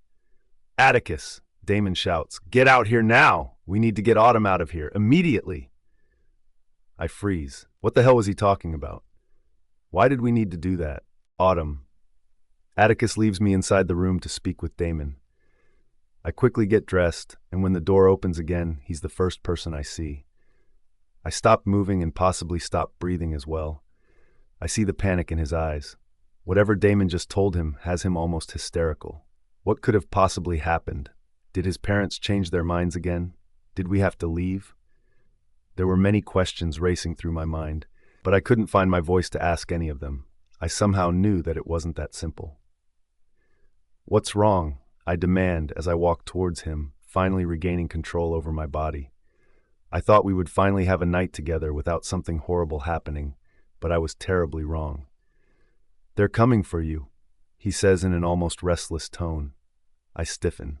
Was he referring to Azai's men? Did they finally get what they wanted and were coming back for me? I didn't want to go back to that sick place. I didn't want to be trapped again. Who's coming for me? I ask. I had to hear it from his mouth before I could believe it on my own. He grabs my hand and pushes me out of the room. He's moving so quickly that I can barely understand anything that he's saying to me. The council, the overlords, they're all coming, he informs me. This is worse than I initially thought it was. I stopped moving, my feet felt cold, and they had no idea what direction to run in. I can't keep running from them for the rest of my life, I tell him. They will eventually find me. It can't be now, Autumn, he hissed. I'm not going to let them have you without a fight.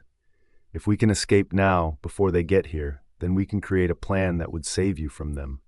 If they're able to take you now, I'm not going to have the chance to protect you. There's too many of them. How did they even find out about me? I ask. Do you think your parents informed them? I didn't want to believe they would betray us like that, but they weren't exactly happy that we were still together. But when would they have gotten the chance to inform the others about me? Atticus and I hadn't been in the room for that long. Someone had to have done it even before Atticus's family confronted me about my father. I still can't move. I'm in too much shock to run. Atticus realizes this, and he picks me up so that I am now straddling his waist. I wrapped my arms around his neck as he raced down the stairs. Did any of you call them? Atticus demands from his family at the back exit. No. His mother promised him. I know that you have no reason to trust us anymore, but I promise that we didn't do this. We would never intentionally put your or Autumn's life in danger. I'm sorry we've been such bad parents to make you think that way about us. We didn't have time to question them any longer, but I believed her. We will try to stall them while you try to escape. His father informs him. Damon and Clarissa will also go with you for backup. But the four of you, even with Autumn's power, will not be enough to stop the council and the overlords together. I couldn't breathe. This was happening too fast. I didn't have time to prepare. None of us had time to prepare. Whoever told them the truth about me must hate me. They made it so that I didn't have a chance to escape without putting the people I cared about in danger. I think I should give myself up. I say, I can barely recognize my voice. The fear was difficult to hide. I don't want to put anyone's life in danger because of me. No, Atticus growled. You're not going anywhere. Atticus, I try to say, but his hands tighten around me. He doesn't allow me to say anything else as he runs out the back door with me still in his arms. What exactly is the plan? Clarissa demands. Even she can't hide the panic in her voice. We can't just keep running on our feet for the rest of the night. We need to shift. That's what they expect us to do, Damon says. We need to get another vehicle, one that they wouldn't recognize, and we need to gather our allies. They caught us off guard, and that's exactly what they planned. They didn't allow us to prepare. Now no one knew that we needed their help. Atticus, I try to say again. Stop talking, Autumn, he growls. I'm not letting you go. Let's think of some other plan. Didn't you say that you loved me? If you love me, fight to be with me. Don't let them take you from me.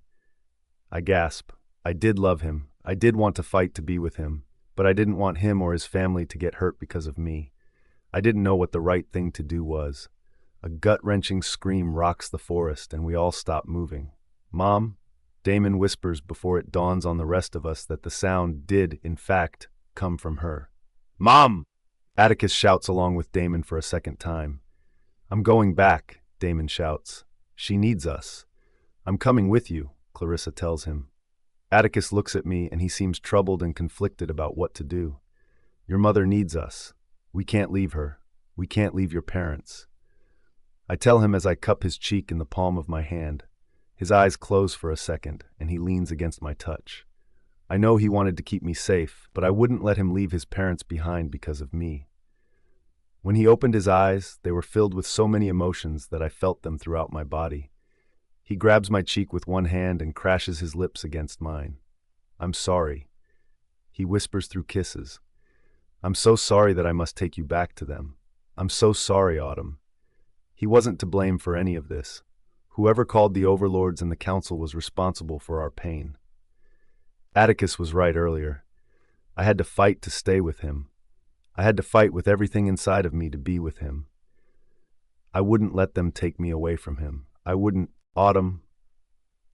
Atticus slowly lets go of me as we near the house. I held onto his hand. I didn't want him to get hurt because of me.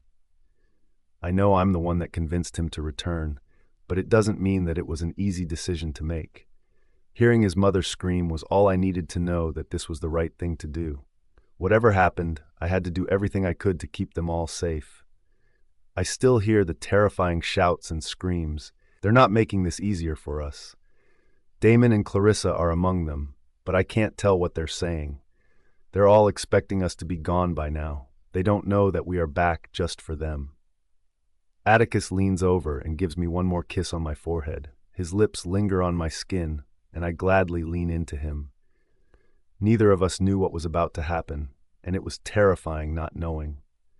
I attempt to move forward with him, but he puts out his hand and stops me before I can make another step. His eyes held an urgency to them that brought me to a complete stop. He takes a deep breath, and I suck in one of my own. I knew what he was going to say before it left his mouth. "Stay out here," he warns me. "Let me see what's happening inside first. If I think we need you, I will call you. If not, I want you to get as far away from here as possible." As far away from here? As far away from him? I tilt my head to the side and frown at him. He was crazy if he thought that I would leave him here with people that wanted to harm him and his family. He was the man I'd been in love with for many years, the only man I'd ever loved.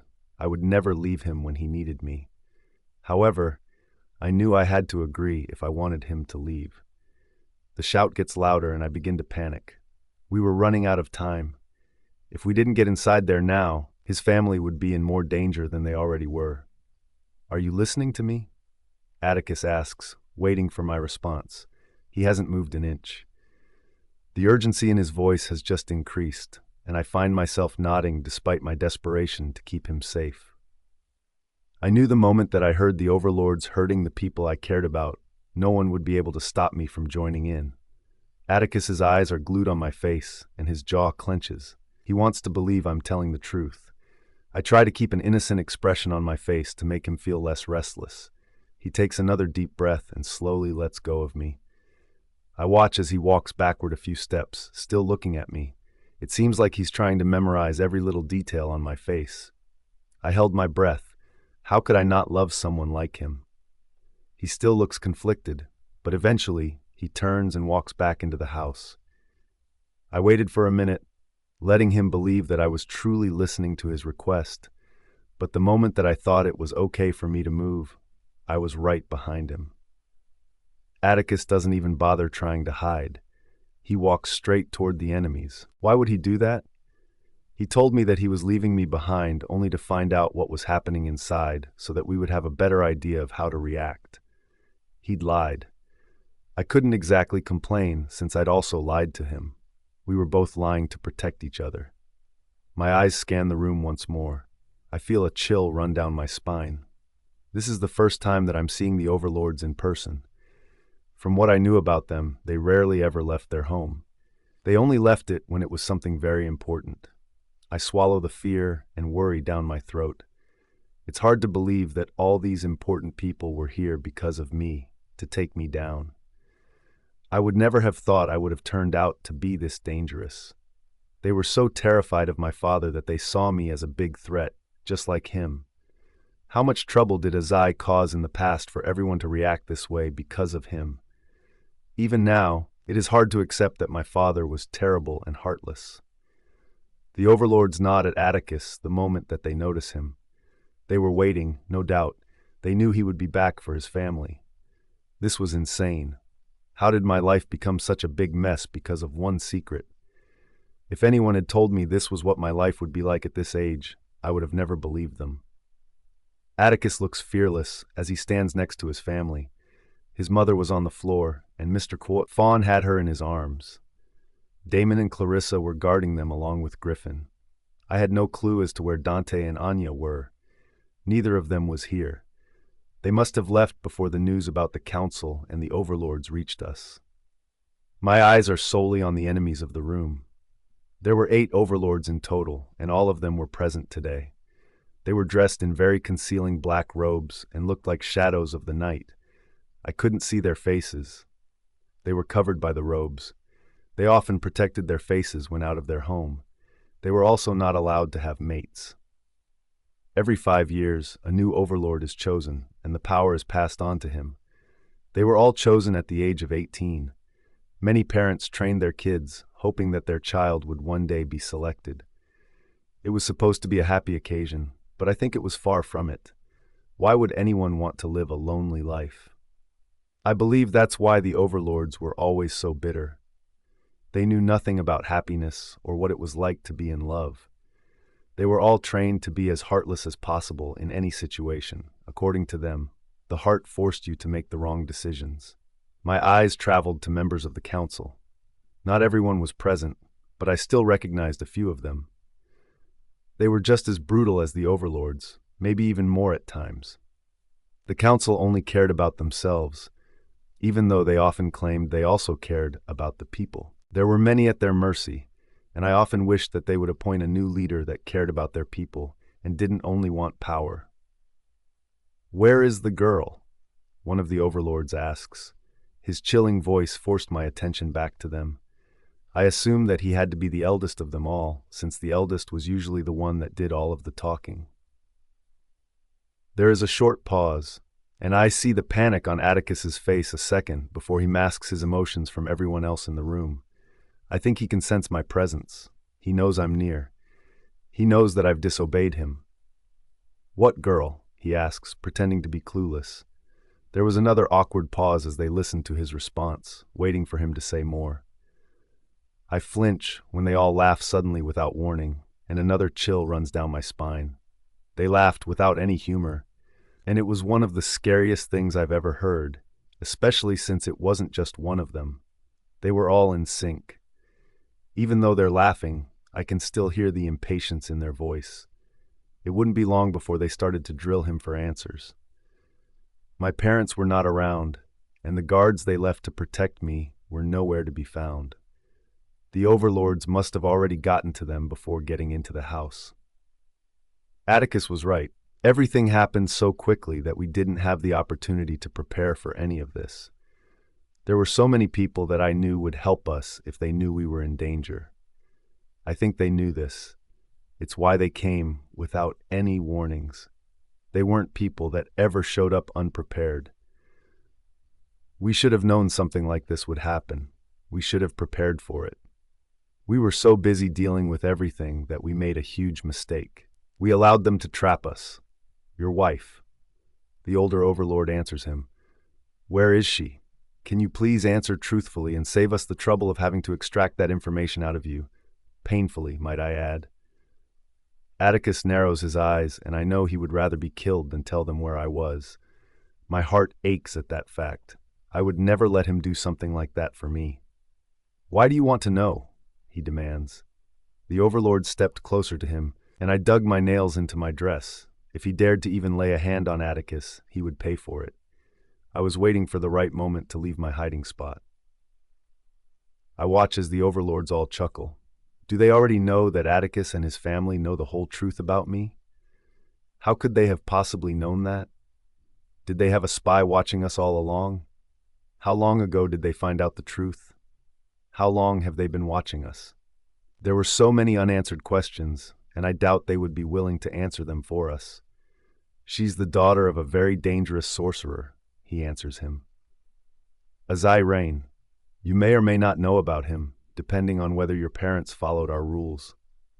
Atticus's jaw clenches, and he doesn't bother responding. He knows if he showed any emotion, his parents would be in more trouble than they were already in. He was doing the right thing by staying quiet this time.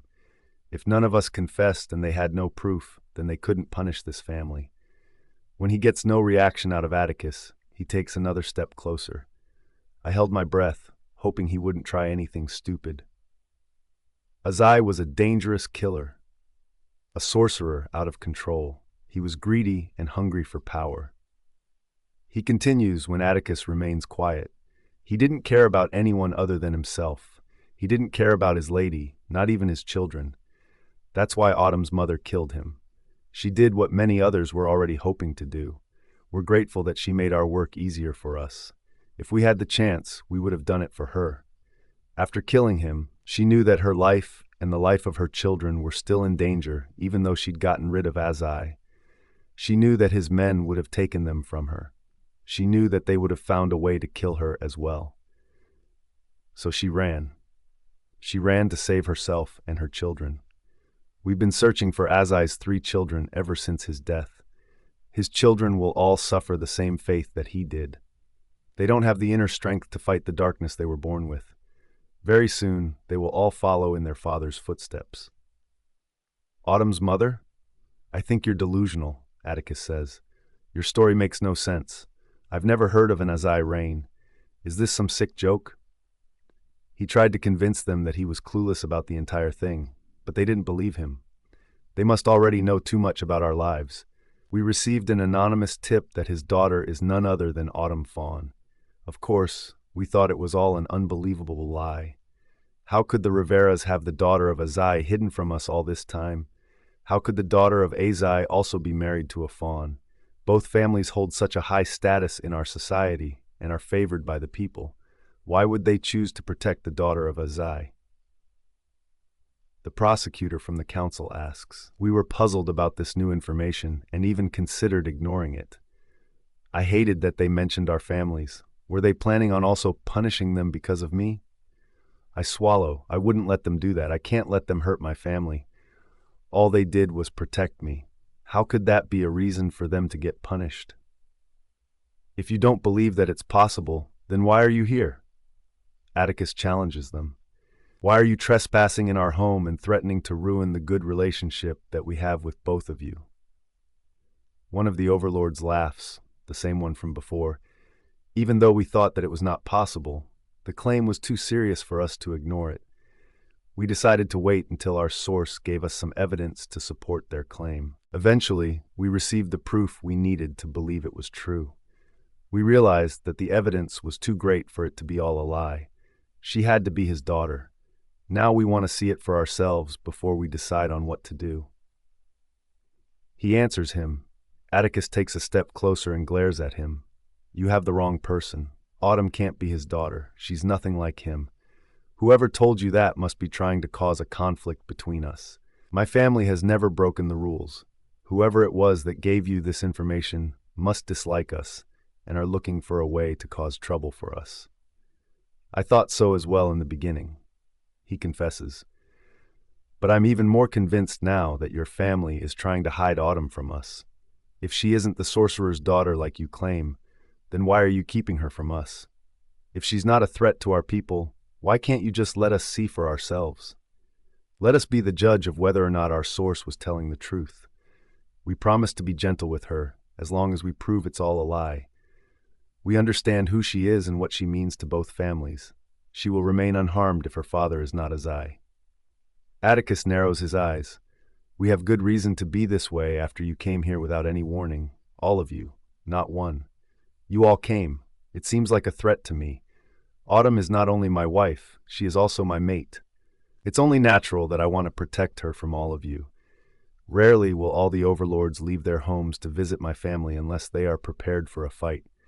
I have a right to protect the people that I love. The people that he loved? My heart skips a beat, and I'm not sure if that's a confession from him or not. Didn't you lose your memory? He asks. Still, you're protecting her this fiercely? Weren't you also in love with another woman before marrying her? Your actions are quite interesting. Who do you genuinely love better between them? You seem to be continuously going back and forth between both women. I narrowed my eyes. I was right. They knew everything about us before coming here. They were even trying to turn us against each other by mentioning Anya. How long have they been paying attention to our relationship? And who was the person that told them the truth? Atticus's hands tightened into fists. I think it's time that you leave our home. Autumn is not here. I can tell that they already knew that he was lying to them. They all look at each other, and I have no clue why they keep doing that when all of their faces are covered by robes.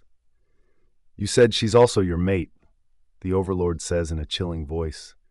You should have said it since the beginning. It would have made this a lot easier. Before we can react, he grabs Atticus by his neck and slams him to the ground. My heart almost jumps out of my chest at the horror in front of me. Atticus! I scream. I can't stop myself as I run toward him. All eyes turn toward me, and I can see the faces of the council members light up at my arrival. I know they did it to get me out of hiding, but I didn't care. Atticus's eyes are wide with horror when he spots me running toward him. Before I can reach him, however, a council member grabs me. I gasped as he shoved my hands behind my back and held me close to him. There is a loud growl, and I know it's from Atticus before looking up. Vincent! Atticus roars. Let go of my mate. It's Sir Vincent. He corrects him. He's a vampire, but not just any vampire. He's the primary representative of vampires in the council. It's nice of you to bless us with your presence, Sir Vincent says. We've been anxious to meet you since we heard about you. My eyes are glued to Atticus and the helpless look on his face. There were too many of them and too few of us. "Let me go," I hiss. "We will," he answers me. "But first, there are a few questions that we want to ask you." "You don't have to answer a single question they ask." Atticus intervenes. "Don't say a word, Autumn." It was almost a plea from him. He knows that I would confess to keep him safe. I gasped when one of the overloads kicked him in his face. He spits blood out of his mouth and glares at him. "Let's put it this way." The overlord who'd hit him says, "If you don't answer our questions truthfully, your husband will die today." My heart squeezes at his threat. "Don't answer," Atticus growls as he gets up from the ground. "Don't do it," Griffin adds. "They're trying to protect me, but I'm also trying to protect them. I was okay with them taking me as long as they left my family alone." "Stay quiet, Autumn," Clarissa shouts. My heart swells with love for them. These people threatened to kill Atticus, but his family was still trying to keep me safe. "Ask me whatever you want to know," I finally say. "I will answer truthfully." I meant it. While they wanted to keep me safe, I also wanted to do the same for them. The overlords all turned to me simultaneously, which was one of the creepiest things I've ever witnessed. It made it scarier that I couldn't see their faces. "Autumn," Mrs. Fawn shouts. "Do not do this. Please, do not do this." I'm surprised that she was also siding with Atticus. Wasn't she the one that wanted to save her family from the beginning? "You're like a daughter to us," Mr. Fawn adds. "Despite what we may have done or said while surprised, we care for you. Do not tell them anything. Let them do what they must to us, but remain quiet." I closed my eyes as the tears threatened to fall. I had no other choice. I had to answer them, and if they tried to hurt them, I would fight back. I would kill to protect the people that I loved. "Is it true that your father is Azai Rain?" The overlords ask, all of them, at the same time. They were so much in sync that it surprised me. Was this something that they often did to frighten their opponent? "Autumn, please," Atticus begged. His voice breaks, and with it, my heart. I opened my mouth to tell them the truth when Atticus surprised all of us. He attacked one of the overlords and threw him toward the wall. I cried out in terror when they all retaliated against him. Atticus's first cry of pain sends my body into shock. It's all happening so quickly. His face turns red from the pain, and his eyes are almost white. They aren't even touching him. Their hands are just pointed at him, and that's enough to hurt him. "Stop it!" I scream. They aren't listening to me. None of them are. "Stop hurting him!" "Autumn," he groans right before he collapses onto the ground. The scream that follows out of my mouth right after echoes throughout the mansion, and everyone goes flying in different directions. Sir Vincent also goes flying behind me. I attempt to move toward Atticus, but he surprises me when he rushes forward and grabs me into his arms first. I wrapped my arms around his neck and held onto him tightly. His eyes are already searching around us for a way to escape. I knew that it was hopeless trying to escape from these people now. It was too late. To protect Atticus and his family, I will have to let them take me. Atticus attempts to run with me, but I stop him. "Don't," I tell him. "We can't run anymore. They're going to hurt your family if you do. You have to let me go." His eyes widen in horror at my words. His face says that he couldn't believe I could ever say something so horrible to him. He looked like I'd just asked him for a divorce. "No," he hissed as he held me tighter against him. "I don't want to let you go. Not today, not ever." Now that the overlords were on the ground, their robes had been lifted off their heads. I could see each of their faces clearly. Some looked very young, while others looked middle-aged. Why did I expect them to look old and cranky? Their eyes, however, were as cold as ice. Heartless. They were all heartless, no doubt. "We have our answer, men," Sir Vincent says. "She is indeed the daughter of Azai Rain. We have finally found her. Anya." "What was so important?" I demand from my mother. "Why did you call me back home?" "I had to get you out of there for your safety," she informs me. "If you stayed there, your life would be in danger, and I didn't want that to happen." "For my safety? What are you talking about?" I ask, curious. "Why would I be in danger there?" The Fawn's home is one of the safest places to be. I've never felt unsafe there, except when Autumn tried to kill me. I shivered at the reminder. I never thought Autumn would ever have it in her to scare me, but the witch was someone you had no choice but to fear. She was too dangerous and needed to be stopped. While you were at the Fawn's house, I sent information to the overlords and the council. She informs me, I knew it had to be done, and I couldn't wait for your plan since your projects always fail. This one needed to be done by me. Her words send a shockwave throughout my body. How could she do this without telling me first? If I had known, I would have found a way to get Atticus out of there in time. Now he's stuck in there with all of those dangerous men. My mother knew that Atticus would risk his life to protect Autumn, so why would she leave him there? What? I shout after finding my voice. What do you mean? Did you tell them the truth? I thought you would trust me. I thought you would give me a chance to throw Autumn out on my own without involving them. Well, did you? She asks. Were you able to get Autumn thrown out of their home? I swallow and lower my head in shame. No, I answer. I was close to it, but Atticus returned home in time to stop it. There was nothing anyone could do to get him to let her go. He's too in love with her. She laughs. I beg to differ. The overlords would do the job for us. They would force him to let her go even though he loves her. We don't have to worry about her anymore. Instead, we can now focus on getting rid of the Fawns.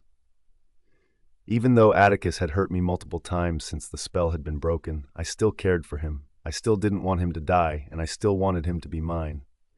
How are you so sure that they listen to you? I ask. I'm sure, she tells me. I waited long enough to watch them join forces before leaving their homes.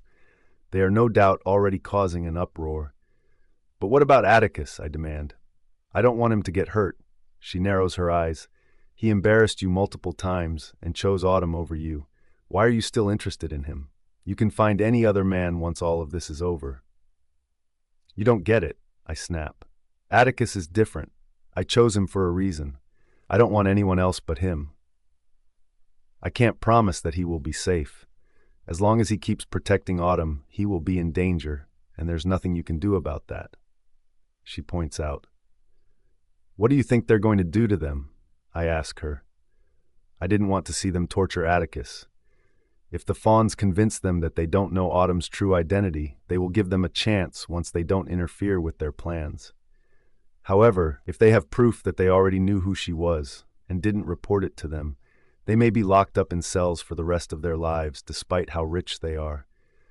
But that is not what I want. I want them dead. I want those people to suffer for what they did to me. She answers me. I'm not going to let them get away that easy. I want them to lose everything that they have, and they will once the overlords and the council are finished with them. But after that, I want them to beg for mercy before finishing them off. There was no stopping my mother. Her plans were working in her favor. It wouldn't be long before the Fawns' lives were destroyed for good. But if I had anything to say about it, Atticus would not die, and he will be mine one way or the other. Autumn, the daughter of Azai Rain. The overlords say in unison once more. They're all staring at me, their gazes digging into my skin. I held on to Atticus tighter, knowing I shouldn't be afraid, but I was. I'm terrified of these people and what they could do to my family and me. Atticus's hands moved to my back as he pressed me tighter against him. If the overlords took me from him today, I wasn't sure if I would ever be able to see him again. I fought back the tears as I buried my face against his neck. Your family doesn't look surprised at her power, Sir Vincent notes. Does this mean they knew about you all this time? He asks. Did they know that you were the daughter of the same sorcerer, planning to kill all leaders so that he could become the only king? I inhale sharply. The evidence was already in front of them. They were waiting for me to confirm it, even though we all knew their minds were made up. No, I defend them. They didn't know anything about me, nothing. Even I didn't find out until recently. They are innocent in all of this. How can they be guilty just because of my father? He was the one that caused so much distress, not them, not me. Why should we have to pay for something that he did? They don't look convinced. They have already determined that we are all guilty. I would rather be taken in than see everyone here punished because of me. And you found out the truth after you were kidnapped? The overlord asks me. Is this true? They must already know who kidnapped me as well. I still had no clue who had told them. If it wasn't Atticus's parents that only left Anya, but she was here the entire time, how could she have been in two places at once? Was there someone else working with her that we didn't know about? There is a chance she told them before she told the Fawns. Yes, I confess. Azai's people kidnapped me. I still don't know why they let me go. They have their reasons, but as I told them, I'm not going to be anything like my father. I will not hurt innocent people. I don't want to be a ruler or their queen. I'm happy with my life. I don't need anything else but the people I care about close to me. If you don't want to cause any problems for the people in your life, I suggest you come with us. The Overlord tells me. Atticus is still holding me, and I can feel him stiffen at his request. Don't listen to him, he whispers. They are not to be trusted. We can get out of this, I promise. What will you decide? Sir Vincent asks. Will you go with them, or do we have to hurt your family first? No, Atticus growls. She isn't going anywhere with any of you. Your family, as well as Autumn's family, has broken the rules. Are you aware of what we do to people who break our rules? He asks him. I close my eyes in frustration. They kept them in cells for years. Some were even killed depending on how great their crimes were. It was a threat, and they knew it. They wanted to scare me, and it was working. Atticus doesn't realize how much I would give up to protect him. My eyes flash open. If you hurt my family, I will destroy all of you. I promise them. You know what I'm capable of doing. Atticus is the only reason I'm able to be this calm. If you take him from me, I will become someone even worse than my father. This I can promise you.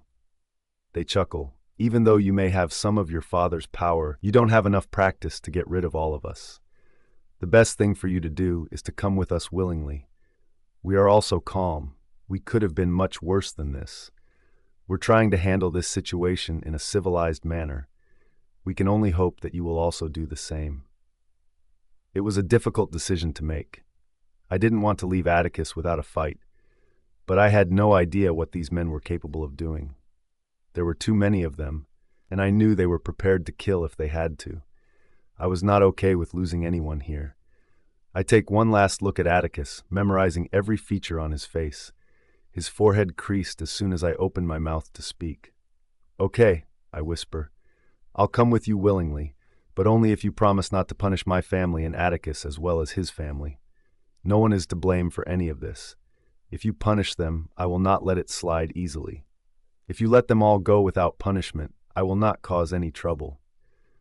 They slowly looked at each other, and it looked like they were communicating in their minds. I wasn't sure if they could do that, but it was possible with how in sync each of them was. The eldest overlord eventually nods. Okay, you have a deal. I breathe a sigh of relief, but Atticus does the opposite. His breathing is rough, and I can feel the wild beating of his heart. He's not okay with my decision. He's far from it. No, he hissed as he tightened his hold on me. I lean into him and give him one last kiss on his lips. He held on to me as I kissed him aggressively, taking as much of him with me as possible. I'm not letting you go. He growls into my ear. You're not going with them, Autumn. I'm not giving you to them. I buried my hands in his hair and pulled him tighter against me.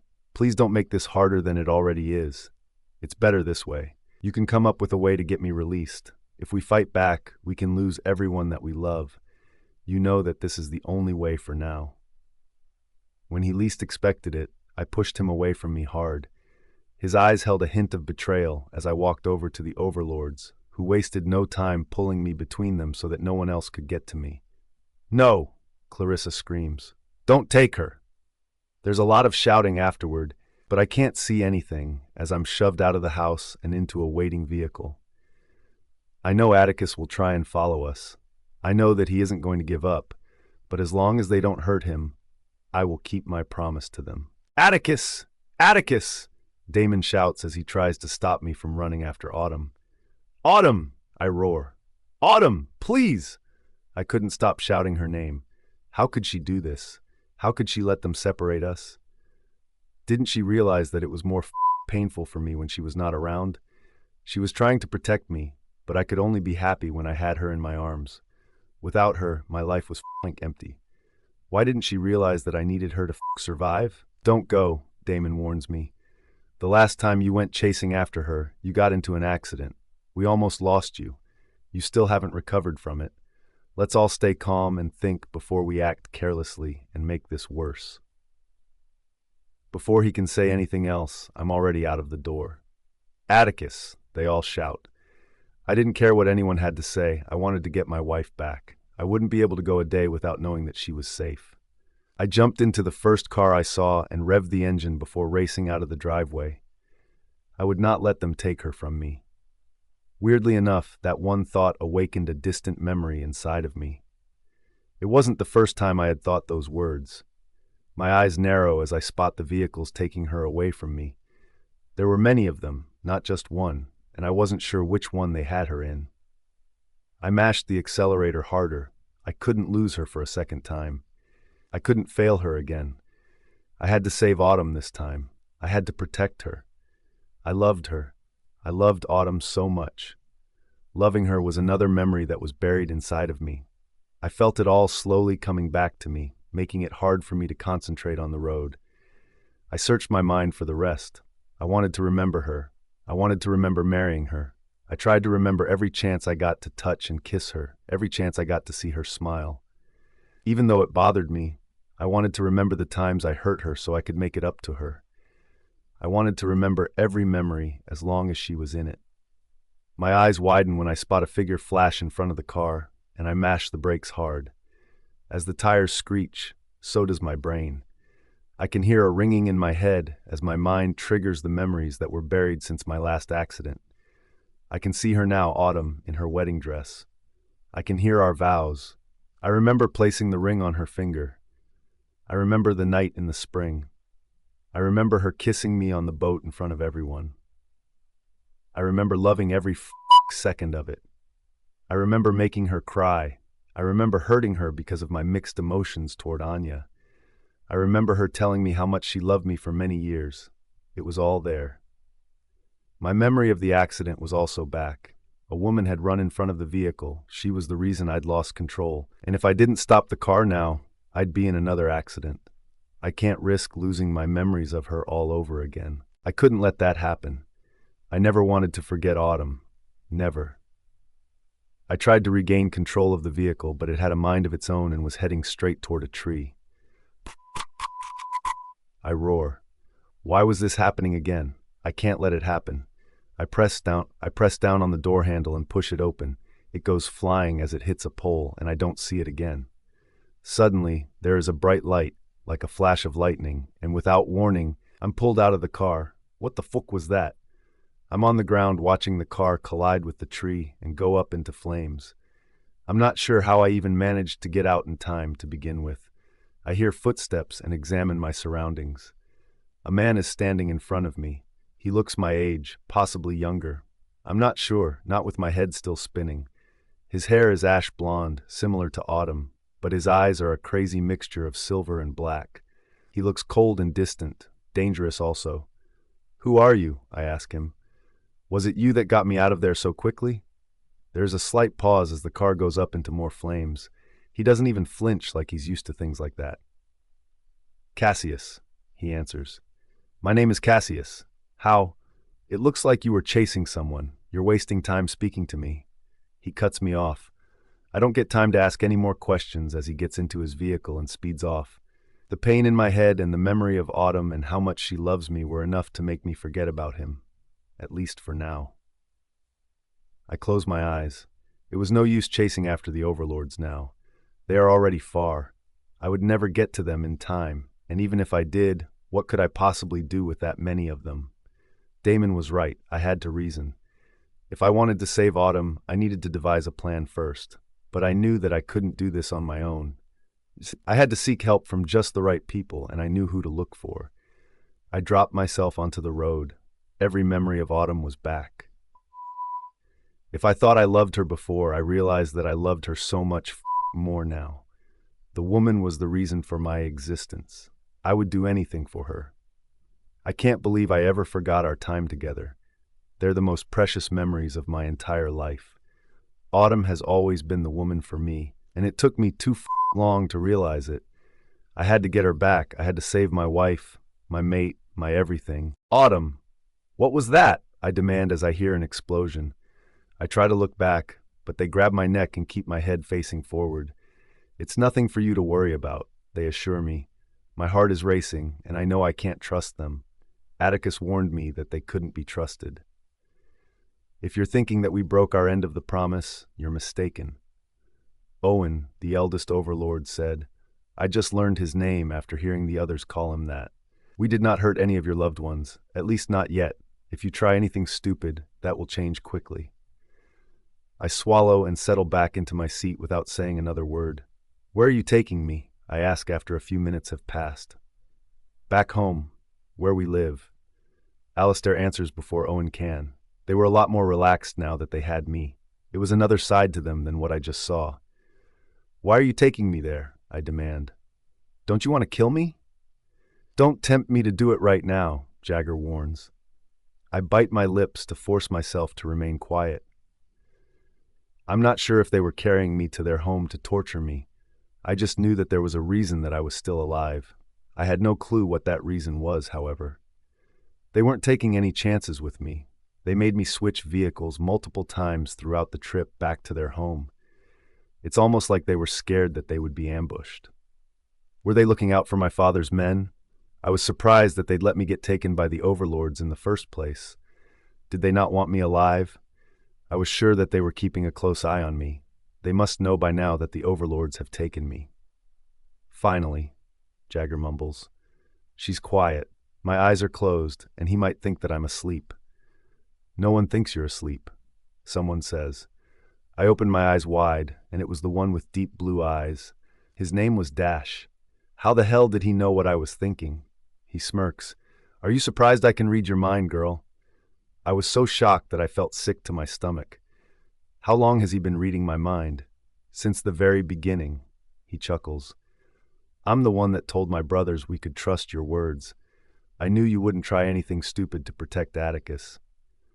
I felt worse than before, knowing now that it was true. All this time, he could read our minds. It means they weren't surprised over anything, except maybe when I attacked.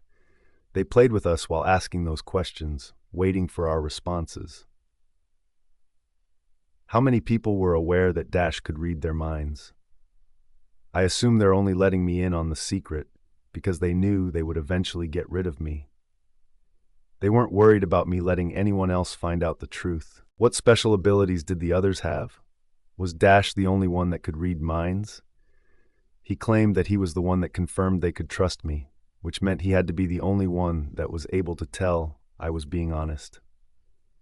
Oh, look, you scared her into being quiet, Jagger said, taking notes on how to get me to stay silent. Dash chuckles, and I make a mental note to keep my thoughts out of my head. How does that even work? There had to be a way to stop him from invading my thoughts. You can just ask me, he says, surprising me again. Can you stop doing that? I hiss. He shrugs his shoulders. No can do. It's my job to ensure you aren't planning something that could put the rest of us in danger. I take a deep sigh as we pull up to their home. It's a black castle to match their black souls. Yes, Dash, I wanted you to hear that. He laughed, and again, it surprised me. I didn't think the overlords were capable of laughing. Why wouldn't we be capable of laughing? He asks. We laughed earlier when Atticus tried to lie to us. Don't you remember that? I press my lips tighter together and try not to show him a middle finger. Would it matter? He can hear my thoughts either way. I exit the vehicle with all 8 overlords surrounding me. It's almost like they expected me to try and run. Where did they want me to go? I couldn't escape with all of them so close to me. I wouldn't try to leave, not when I was protecting Atticus. Get her to the room, Owen says to Jagger. We have a few decisions to make in the meantime. Jagger looks annoyed that they chose him to escort me to my room, but he doesn't complain. He grabs my arm roughly and pulls me along with him. I would have walked on my own. I snap. There was no need for him to drag me with him. I would have gone with him willingly. I don't know that. He snaps. I don't read minds like Dash. Don't tell me you're sour because you can't read minds. I taunt him through my words since he already didn't like hearing my voice. His jaw clenches as he opens a door and pushes me into a room. You'll be staying in here until my brothers decide on what we're going to do with you, he informs me. What is this place? I ask as I take a look around the unusual bedroom. There were books all over the room, on the ground, on the desk, and even on the bed. We didn't want you to be bored while you were here. He lies. You may find the pink book to your right very interesting. I narrow my eyes. Is that some kind of trick? I knew he didn't like me. He may even dislike me more than the other overlord did. Take a look at it and see if it is for yourself. It involves your mother. My head snaps up at his words. My mother? He knew once he mentioned her, I wouldn't be able to resist. I hesitantly reach for it. To my relief, nothing weird happens to me after touching it. I read the tiny writing on the front of it. Aura's diary. I gasp, my mother's diary. How did they get this? And how long have they had it? Was it possible that they found my mother and lied to everyone else? My heart was racing with the many possibilities after realizing the book belonged to her. After we kicked Azai's men out of their homes and forced them to live elsewhere, we searched his home. We found her diary there, he said, answering the question still in my mind. Your mother didn't leave much behind for us to find. I breathed roughly and gently wiped my hand over the pink front cover. It was still in good condition, and it baffles me that they've kept this with them for so long. There was a mirror in the middle, and I stared at myself. I could see the terror yet curiosity in my eyes. You can read through it, he tells me. We've already gone through it thoroughly, and it's quite useless to us. I don't even bother to look up at him as he exits the room and shuts the door behind him. I heard a lock click, and even the sound of a chain. They were trying everything to prevent me from escaping. I was both excited and scared to read my mother's diary. This was probably something she wanted to remain private. However, to know more about her and her life with my father, I knew I had to read it and look for any hints that could help me. I took a deep breath as I stared at the first page. My life has always been so dull with nothing exciting, nothing that makes me want to wake up in the morning. But that all changed when I met him. His gorgeous ash-blonde hair caught my eyes first. I loved watching how it shone in the bright sunlight or even in a well-lit room. He was beautiful and dangerous. Everyone feared him, and everyone warned me to keep my distance, but I knew that he could never hurt me. Azai loved me. He told me he loved me. I still remember the first time he said those words to me, which completely changed my life in the best way possible. No one made my heart beat the way that he did. I love him. I love Azai with all my heart, and I would do anything for him if it didn't require me to hurt anyone. He's mine, and I'm completely his. My heart stopped beating at her words. So it was true. My mother was crazy in love with my father. She trusted him wholeheartedly, but he was only using her. He never was in love with her. There were many other paragraphs about the way he made her feel. She spoke about him almost the same way that I spoke about Atticus. It was sad that he didn't feel the same way about her. She must have been devastated when she realized the truth. I flipped the pages, looking for a later date, something that would stand out as this page did. I'm so happy. Today I found out that I am pregnant with Azai's babies. I can't wait to tell him the good news. I can't wait to see his face light up like he's brightened my life. I held my breath. I knew what was coming next. My mother could not have been prepared to find out that my father was only using her. I skipped a few more pages, searching once more. Would there be anything in this diary that could help me? If there were, the overlords wouldn't have left it with me. At least I was able to learn more about my mother and the things she went through because of my father. Another paragraph catches my attention, and I quickly read through the page. My babies. I don't care what I must do, but I must protect my babies from him. I have to protect them from the man that I love. How could he do this to me? How could he break my trust? How could he not love me the way that I love him? How could he not love his children? My heart breaks yet again. He was a monster to do this to her. She loved him, got pregnant for him, and it was all just a sick game to him. My mother must have felt like she had no one to protect her. She was the only one that fought back against my father, and she'd somehow managed to win. I don't care what the overlords said. She was the only reason he got what he deserved. They seemed to think they were powerful enough to kill him on their own if given a chance. But from everything I've learned, they didn't stand a chance, and should be thanking her for saving the lives of so many people. Azai kissed me today. He kissed me after so many days, making me almost forget what I was fighting for. But then I held my little angel in my arm, my baby Autumn, my baby that didn't have the one thing that Azai wanted, the dark symbol. I know that I have to make things right for her. I know that I have to protect her from him. No one would hurt her as long as I was alive. She was my baby, and no one, not even Azai, could change how I felt about her. I dropped the diary as tears filled my eyes. It was unfair. It was unfair that my mother sacrificed so much to protect me, but I couldn't remember a single detail about her. What did she look like? What did her laugh sound like? What did she look like when she was happy? What would it be like to hear her call my name for the first time? There were so many things that I had no memory of, and I don't think there would ever be a chance for me to meet her in this life again. I wasn't sure how long I had again before the overlords got rid of me. They were planning something, I could feel it. But I also knew that Atticus would be up to something big as well. I had to find a way to remain alive until he could get back to me. I needed to stay positive, at least for him. He will come for me. I knew it. Atticus was nothing like my father. He truly did love me, and he wouldn't just sit back and let the overlords hurt me. He would find me, and we would be together again. I was sure of it. Atticus. Austin and his family met me outside their home. I asked for all of them to gather. I was hoping to request a huge favor, and I wasn't sure if they would be willing to help me. "What's this about?" Austin asks me. He was already in a defensive stance. He knew that something had to be wrong for me to arrive here to speak to him. He would also be suspicious after I asked everyone to gather as well. "The overlords have taken Autumn," I inform him. There are surprised gasps all around me.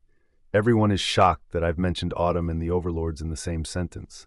It's surprising to hear myself say those words also. The more I said it, the worse I felt inside. She was no longer by my side. Autumn was in danger, and for the second time I could not get to her in time because of an accident. "The overlords?" Hunter asks, intrigued. "What do the overlords want with Autumn?" I didn't know how to break the news to them. This was supposed to be a secret from everyone, but it was no use keeping the truth from the people I needed help from. "We recently discovered that the Riveras aren't Autumn's real parents." I begin explaining. They were already shocked by this news.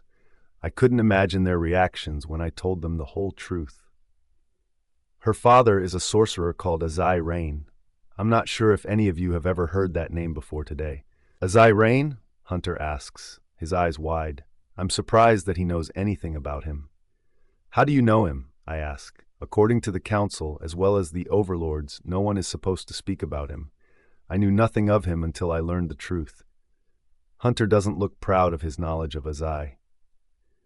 "There was a point in my life where I had a good relationship with the council.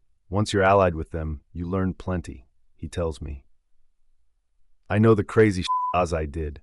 He had the council and the overlords petrified. Not only them, but he also had many affluent, prominent families terrified of what he could do. He was a dangerous man. "Are you positive that Autumn is his daughter?" I nod. "It has already been confirmed. She has a power very similar to his. His men also kidnapped her and referred to her as their queen. She is no doubt his daughter." "This is insane," James mumbles. "We're talking about the overlords. I know that this may be too much to ask for. There are others that I'm also willing to ask for help, but I couldn't think of anyone better to join this fight with me than all of you. You have the experience and the power to help me free my wife. Please, help me save her before they take her from me." Austin pats my shoulder. "We promised we would help you after you stood by our side when we needed you." "We will help. There is no question about it." "They're not easy opponents," Arthur points out. "If we're going up against them, we are in for a dangerous fight. They are trained to deal with fighters like us. They enjoy it also, and the council will also be on their side. That's not one strong force, but two. All of our battles have been crazy." Isabella reminds everyone. "She's right," Gabriella adds. "Autumn needs us, and I'm not backing down. Neither am I, Maya adds. She needs our help. We have to save her. She was there for all of us when we needed her. We can't let her down. I was grateful to have them on my side. My family had money, but when it came to good fighters, we weren't as fortunate as the others. After today, it's something I would work on, forming a stronger pack. We never needed one until now. I never thought this would ever happen to me. I had a peaceful life. I never saw the need to join battles or put my family's life in danger. All of that has changed now that Autumn needed me. We have plenty to discuss, Austin says. Let's go inside and draw up a plan. Everyone that knows the inside and out of the Overlord's palace can be of great help to us. I nod and follow him. Whatever we were planning, we needed to act fast. I was running out of time. Cassius! I pop a grape into my mouth and grab a knife from the table. I focus on the board in front of me, aiming my knife at the target. Before I can do anything, my mother's voice distracts me. Cassius, she cries from the cell. Let me out of here, son. I'm busy, I murmur back, knowing she won't be able to hear me. I didn't want to speak with her. Cassius, she shouts once more. I pinch my forehead in frustration. Why wouldn't she stay f***ing quiet? This was the 10th time she'd said my name since I returned home. I storm over to the cell I built for her and narrow my eyes. What the fuck do you want from me? Her eyes widen, and the sadness in her gaze feeds the darkness inside me. This is not you, Cassius. This is not the son that I raised as a baby. You're not your father. You are nothing like your father. Please don't let the darkness consume you as it did him. You never looked at me like this before. You always smiled and treated me with love. I don't understand why you're acting this way. What caused this change? I'm telling you again, you are not like your father. How do you know that? I growl. You didn't allow me to find this out on my own when you killed him. You killed my father. That's why I'm going to let you suffer. She closes her eyes and presses her forehead against the iron bars. I did it to save you. I did it to protect you, son. I did it to protect you and your sisters. Your father never loved you. He wanted to use you. You're lying, I hiss. He loved me. He loved my sisters. You're the reason why we were all separated at birth. You're the reason we were never able to be a family. You're to blame for everything. I watch as the tear rolls down her cheek. I love you, Cassius. You are my child. I will never purposefully hurt you. Everything I did for you and your sisters was to protect you. I'm sorry if you think I made a mistake by separating you. It had to be done. I laugh. This is why the Overlords just took Autumn. You sure did an excellent job at protecting her, mother. Her eyes are wide with horror. The Overlords? What are they doing with Autumn? They're not supposed to even know of her whereabouts or who she was. I've been keeping an eye on her for years, and she's had a good, normal life. What changed? How did they find my baby? It turns out that Autumn has more than one enemy, mother. Everyone either wants her or wants to get rid of her now that they know who she is. I inform her. You did not do as good a job hiding her as you thought. You must save her son. You can't let them have her. I chuckle. Relax, mother. Autumn can take care of herself. I've seen what she can do. Despite not having our father's dark symbol, she did inherit some of his power. Besides, there are people that care about her. She's made quite a life for herself. Her mate will find a way to get her out. I don't have to step in and reveal myself so soon to everyone. I prefer to stay in the dark until I master my power. Cassius, she scolds me. She's your sister, your blood. How can you not help her? I glare at her. My father was my blood as well, and yet you killed him. I'm afraid we're both huge disappointments. One can't protect his sister, and the other, she kills the father of her children. It's a pity you couldn't see all of the action go down. You should know that they're looking for you, the Overlords. They're also looking for me, but you already know this, I'm sure. They'll never find me, not until I'm ready. Autumn. Ah, yes, Autumn. She's the real reason you killed our father. You were scared that she wouldn't be able to live up to his expectations. But look at her now, doing the same as he did. We're all the same as our father, mother. Does that mean you'll kill us as you did him? She looks distraught by my question. I return to eating my grapes and playing with my knife as she cries in the cell. I'd seen what Autumn could do. If I thought she needed my help, I would have done something to aid her. It was my mother I had a problem with, not my sisters. Besides, if I wanted to continue in my father's footsteps, I would need the help of my sisters as well. But there was time for all of that. I wouldn't rush any of it. Autumn. Reading my mother's diary has become my new favorite thing to do. It made me feel closer to her. It was my only memory of her. I could read anything she wrote for hours. Surprisingly, it was my comfort during the time I spent locked in this room. I didn't understand how she got the strength to kill my dad when she loved him so much. It must have broken her heart in two. What was he like? What did he look like? Was he scary to look at? Did his eyes look cold and soulless? I was probably better off never knowing any of these things. I'm still unsure what the overlords planned to do with me, but I was okay with them never coming to get me. That thought quickly gets thrown out. My eyes are glued to the door when I hear footsteps coming my way. They were finally here for me. It's been a day since I've been locked in this room, and there has been no sign of Atticus or my family. I was worried that the overlords had lied to me. Did they harm Atticus yesterday? Was that why I'd heard an explosion? Did they also punish his family as well as mine? There were so many questions that I wish I had the answers to. The door flies open, and I try to act unbothered by their presence. I didn't want to show them what they did to me. "Come with us," Jagger says as he grabs my arm. Dash is also here, and I make another mental note to keep him out of my thoughts as much as possible. Even if he could hear my thoughts, it didn't matter. I wasn't planning anything crazy, and it's also possible that Atticus wasn't coming for me. I was alone. No one was coming for me. Not Atticus, not my family, not my friends. I had to sit back and watch them harm me. "Where are you taking me?" I ask. "We want to determine just how powerful you are," Owen answers me. I didn't expect him to give me a straightforward answer. "And how do you plan on determining that?" I inquire, genuinely curious. I also wanted to know just how strong I was and what I could do. I wasn't sure if their method would be the right way, however. "By inflicting pain on you," he answered me, and I immediately stopped walking. "What?" I demand. He quirks a brow at me. "Did you think no pain would be involved? This has to be done for us to determine what to do with you. If you're not as dangerous as your father, we can keep you alive while locked in one of our cells designed for someone like you.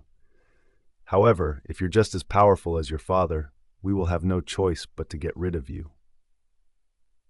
How could they possibly kill me? From what I've heard, there had to be a specific weapon to kill my father. I assume it would be the same for me. But my father wasn't a hybrid. I am one. Maybe I can be killed like any other werewolf. Dash looks at me, and he smirks. Once again, he was reading my mind, invading my privacy. "Aren't you supposed to be the good guys?" I demand. "You're supposed to protect the people. I haven't once harmed anyone innocent. I don't hurt others for my pleasure. Are you so scared of a girl that's done nothing to you or anyone around you because of who her father is?" Alistair narrows his eyes. "We are the good guys. You may think we're being too harsh, but sometimes we need to make the hard decisions that no one else is willing to make. If you were any average person, none of this would have happened to you. You can't change who your father was, Autumn. He's the reason you are in this position. Yet another reason to hate Azai Rain. It's official. He will haunt me for the rest of my life. He didn't want me as a baby, and even as a grown woman, he was still causing trouble for me. Instead of moving me to a torture room, I'm surprised when they carry me to the balcony. Are they planning on hurting me out in the open? They tied my hands behind my back with a piece of string. It had to be something that would prevent me from using my power. They weren't stupid enough to tie my hands with any regular string and expect me not to get free. "I'm sorry," Dash whispered as he finished tying my hands. I don't have time to ask him why when the first wave of pain hits me. My eyes widen just as a cry rocks the atmosphere. It takes me a few minutes to realize the screams are coming from my mouth. I didn't know what was happening. All I knew was that my body was on fire. It felt like someone had thrown me into a fire pit. I wanted to beg them to stop. I wanted to let them know that it was too much, but I didn't want to seem weak. I didn't want to give the overlords the satisfaction of knowing how badly I was in pain. I close my eyes and swallow my pain. To help, I let myself think of all the good times I had with Atticus. I imagined that he was here, next to me, holding my hands, promising me that he was near. I imagined that he was kissing me, giving me the strength that I needed to keep on fighting. They were waiting for me to snap. They wanted to see if I could break free from their hold on me. If I showed too much power, they would never free me. But I was weak. I didn't have enough power to break free. No matter how hard I tried, I couldn't let go. I couldn't escape. I was not my father. I didn't have his strength. Soon enough, they would realize that I was harmless. I wouldn't cause the same problems that my father did. I wince when the pain increases suddenly. Stay strong, Autumn. Stay strong, Atticus. Is everything ready for the ambush? Hunter asks his men. My hands were shaking. I couldn't control my anger and anxiety as I waited for the signal. It was taking too long. Everything was taking too long to get to Autumn. I missed her so much. I wanted to have her in my arms. I wanted to tell her I remembered her. I wanted her to know I had remembered every second of falling in love with her the first time. I wanted her to know how much she's always meant to me. Damon squeezes my shoulder. Don't worry, brother. She's going to be okay. We're going to bring her back home safely. My jaw clenched. I wasn't sure if she was okay. I wasn't sure what condition they had her in. All I knew was that Autumn had sacrificed herself for my family. I've never met another woman like her. No one compared to her. Absolutely no one. We know where all their guards are. With this information, we can easily enter their palace, Austin says. That's where it will get a little tricky. They have many traps throughout that building to prevent enemies from getting to them. Prepare for the worst the moment that you step inside. I'm trying to pay attention to all of the last-minute warnings. We didn't have much time to prepare. The Blackners helped leak some information to us, but we weren't sure how accurate any of it was. Only when we got inside would we be able to confirm what was true and what was a lie. I'm about to say something when suddenly, I can't move. My heart and body hurt like never before. This pain was unlike anything I'd ever experienced. Suddenly I understand what's happening. I know why I feel this horrible. They're hurting her. They're hurting my mate. I blink once, then twice, and let out an angry roar. All eyes are on me. What's going on? Hunter asks as he joins my side. They're hurting her, I tell him. I can feel her pain. My knuckles tightened, and I tried breathing because me. I forgot how to do it. I can't think or focus on anything around me. All I can think about is her and what they're doing to her. It's time to move, Hunter roars. We will get to her in time, Clarissa assured me. Griffin and Dante are also here, and so is Autumn's family. They're all panicking, just like I am. I tried to clear my head despite the constant tension in my heart. I was coming, Autumn. Just wait a little longer for me. I'm coming for you. And nothing and no one can stop me. Anya. Austin, Hunter, James, Lucas, Arthur, and so many others are helping them. Our spy informs my mother. I've never seen an army of so many powerful people come together to fight against the overlords. They're going to war to free Autumn. I watch as my mother's face turns red with anger. It may surprise her, but I knew how many people cared about the Fawns. I knew how many people also adored Autumn. I didn't understand why they did, but it didn't change the fact that it was true. What the hell are so many people doing helping them? My mother screams. They're ruining my plans. Out of all the times I've seen my mother angry, this was the worst. Her plan was working until powerful packs decided to help the Fawns. You should have been prepared, Mother. I taunt her as she loves doing to me. The Fawns have many allies. It was expected they would have help from so many people. With the kind of money that they have, they can also pay anyone to help them. This is not good, she hissed.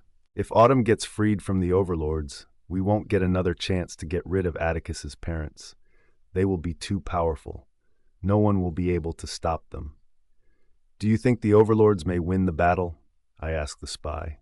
He shrugs his shoulders. I only share information, miss. I cannot see the future. But the Fawns have an almost unbeatable team on their side. The overlords possess plenty of power, and the council is there to help them, but there's no telling who will win the fight. Knowing how the council works, they will ask the overlords to let her go. My mother says with worry in her voice, They're brutal fighters, but they don't enter battles if they know there's a high possibility they will lose. Then what do you propose that we do? I ask her. My mother wasn't one to give up because of a slight inconvenience. Her plan was working perfectly until now. If Autumn were freed, we would need another plan. Her plans weren't the only ones that were getting messed up by the sudden turn of events.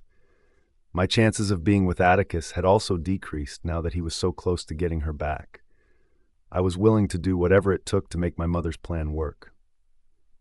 I have to attack now, she says as her eyes light up. It isn't what I initially planned to do, but I'll have to make it a surprise attack. I'll hold them hostage until their children return. One by one, I would hurt every person close to their hearts while they watched. It isn't my original plan, but it's better than letting them live happily. She was planning on kidnapping Atticus's parents. This is insane. This was not how the plan was supposed to go.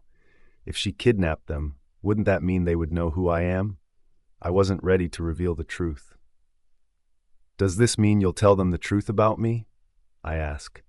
Are you going to tell them I'm your daughter? I'm not sure if that's the right thing to do, Mother. I had to convince her that this wasn't the right plan. She shook her head. Not yet. She answers me. I'll wait for the last few minutes of their lives to inform them about you. I breathe a sigh of relief. I was terrified of Atticus's reaction when he finally learned the truth about me. I didn't want him to hate me. Autumn had already turned him against me. I couldn't imagine what would happen when he found out that my mother hated his parents. I can't imagine what he would do when he realized that I helped my mother with many of her plans to destroy his relationship with Autumn. We're also the reason there will be a fight between the overlords and his family. There's so much that he still didn't know, and I didn't ever want Atticus to know any of this. If it were up to me, he would never find out the truth. Autumn. I cry out as they continue to increase the intensity of my torture. In the middle of my screams, I hear a piercing howl. My heart skips a beat. Surely that wasn't what I thought it was. There's another and another. My heart rate doubles as my hope intensifies. The howls continue to increase, telling me there are more wolves than I can count heading our way. They were coming for me. My mate, my family, my friends, they were all coming to save me. Everything moves in slow motion after the sudden realization. I wasn't the only one to notice. The overlords did as well, but how could they not? The pain stops, and I drop to the ground without warning.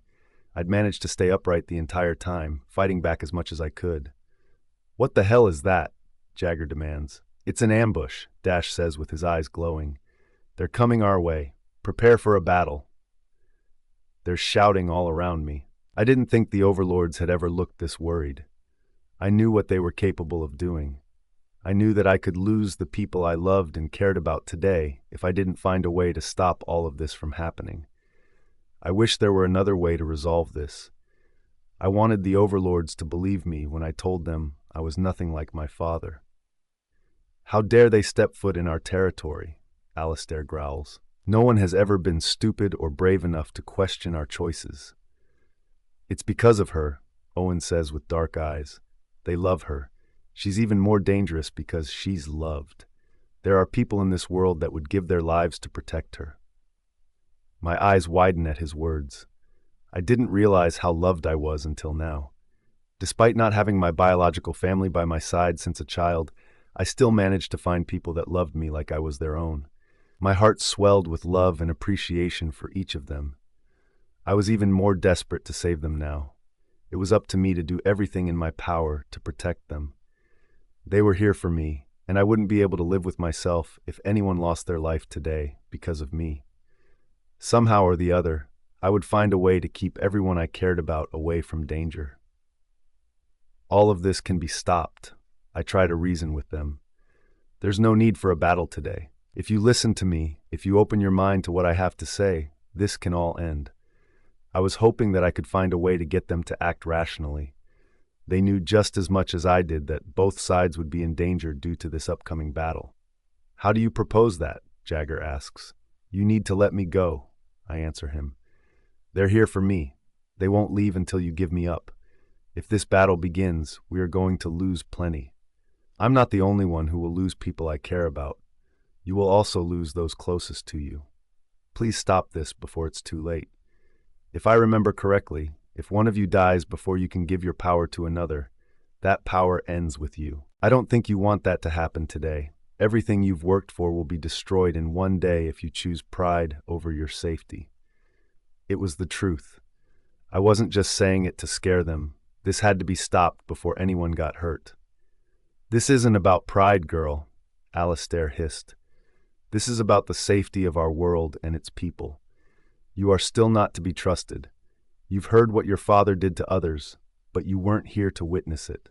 You never saw it with your own eyes. That's why you don't understand how dangerous you can become the second that you lose control of your body. That darkness could consume you the moment that it gets a chance to do so, and there would be nothing that you or I could do to stop it. I try not to be affected by his words. It was true that I was never able to witness the destruction my father caused in the past. That didn't mean I would become my father. Why couldn't they understand this? My father wanted to rule the world. I do not. I want to live a peaceful life surrounded by the people I love. That's the difference between us. He didn't know how to love, but I do. How am I not to be trusted? I demand. Who have I ever hurt that didn't deserve it? I'm not a monster. Didn't you just put me through a test? Did I fail or pass? I didn't attack anyone even though I was in so much pain. You were able to keep me under your control. Does that not tell you anything at all? They are all quiet, but I can tell that they still do not trust me. They are already convinced that I will be just as dangerous as Azai. I didn't know what I could do to convince them I would be nothing like him. She's right, Dash says. All eyes are now on him. I'm surprised he agrees with me. His brothers look angry that he's the only one that seems to be on my side. They aren't blood brothers, but that's what they refer to each other as. We can save many lives today if we let her go. I've been reading her mind. She's not as dangerous as we thought. Autumn Rain is not her father. She's kind and gentle. She has a heart. He didn't have one. She cares about the people around her, while he never did. I flinched at my name. I was not a Rain. I didn't want to be one. We can't just let them get away with this, Owen growls. If they get out of here without a scratch, everyone will think it's okay to break all the rules. If everyone begins to think that way, then our world will never be able to have peace again. That can't happen. You're being stubborn for no reason, I growl.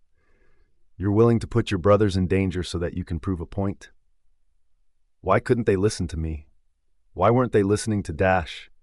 He seemed to be the only one thinking rationally out of all the overlords. It may seem stupid to someone like you, but they understand why we must fight today. He tells me as he points to the others. They know what we have to do. When we swore to accept our roles as overlords, we knew that it wouldn't be easy. We knew that there would be times where we had to make difficult decisions. We are not backing down from this battle. My lips tremble with frustration. Nothing I said was convincing them. Get into contact with the council. Tell them that we need them right this second. Tell them to bring their strongest men. He shouts to the others. With them by our side, we will be invincible. My heart drops at his words. This was actually happening. I could barely catch my breath as the news hit me harder than before. I don't get a chance to say anything else. They're all running throughout the palace. Jagger grabs my arms and runs with me to a cell, where he throws me into. I watch with horror as he presses something on the screen in front of him.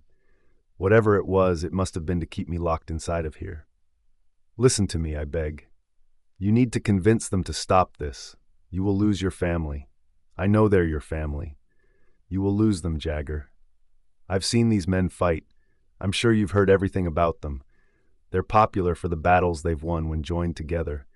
Save yourself the trouble and just let me go. I promise that I'm not just saying this to mess with your head. I'm saying this to save people that we both care about. He glares at me, obviously not happy that I was hinting they weren't strong enough to win this battle. I was not trying to insult him or the others. Why couldn't they see that? What else could I do to get them to listen to me? I was running out of options. Jagger was the last person that could help me stop this. The others were already preparing for impact. If we go down, the people you love and care about are surely going down as well. He growls. I gasped. His words were like a punch to my stomach. I watch as he storms away from me to join the others. They weren't going to play nice. None of them were, and the council would be here any minute now. I drop myself onto the ground as I pray for a miracle to save everyone involved. Images of Atticus flashed before my mind. I've loved him for too long to let this be the end for us.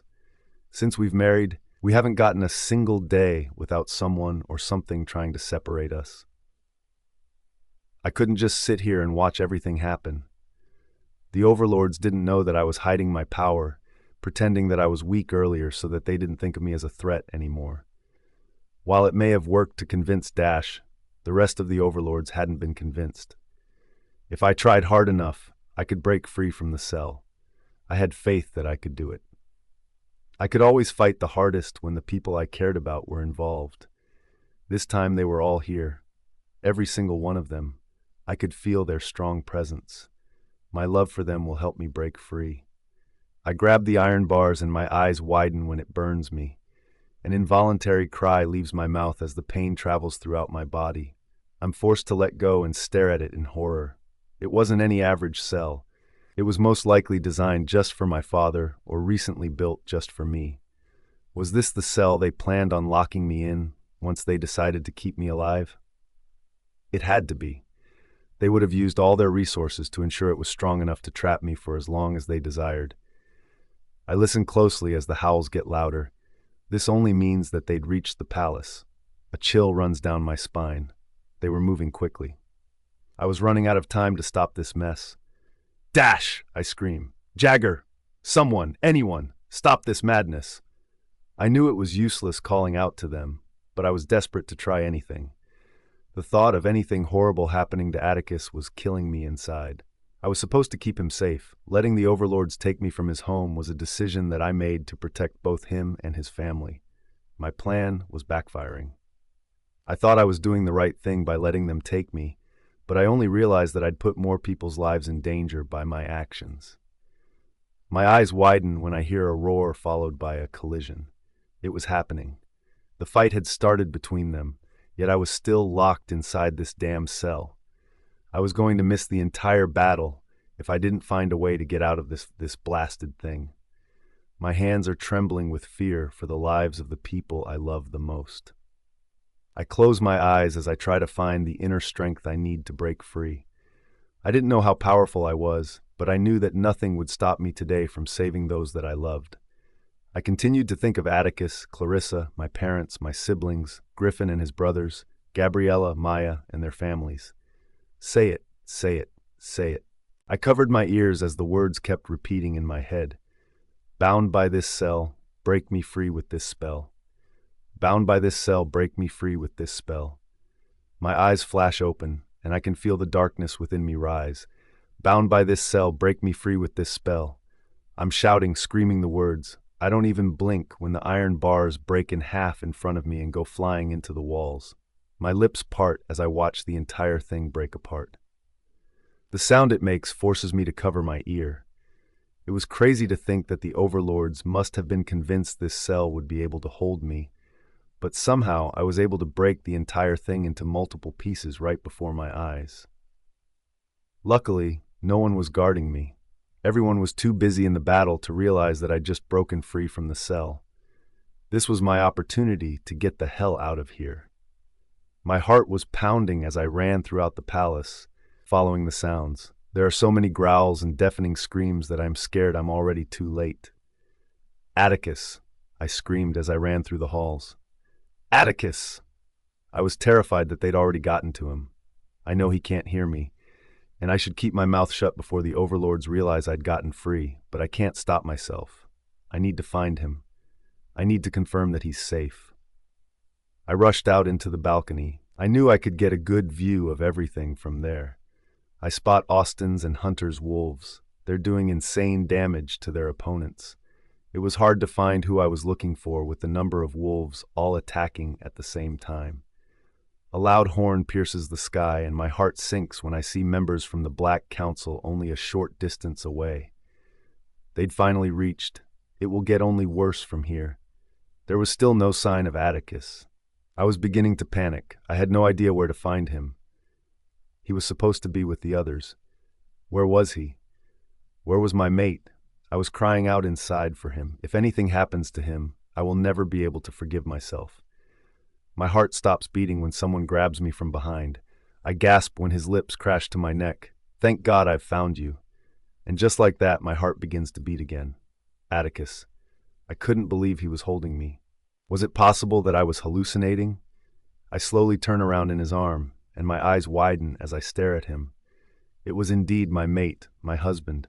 I slowly reach up and drag my hand down his face. Blood was all over his body, and I had no idea how much he'd fought to get to me. I hate seeing so many bruises on his body. I wanted to kiss away his pain. I wished that my lips could heal each wound. He leaned into my touch, and I couldn't hold back my tears as I kissed his forehead. He kisses me back, on my hair, my temples, my cheek, my nose, my chin, and finally he crashes his lips to mine. I held on to him tightly and let my body drown in his kisses. He slowly pulled away from me to hold my cheeks in his hands. There's something I want to ask, he whispers. Something he wanted to ask? Now? In the middle of a battle? I couldn't say no, not when he looked at me like this was our last time together. Ask me. I wanted to care about everything else, but if these were our last moments together, I wanted to spend them in his arms. I wanted to treasure this moment with him. I wanted him to know just how much I loved him. It would have been perfect if he had all memories of the past, all memories of our times together. I'm asking for a chance to let me prove to you that I'm different now.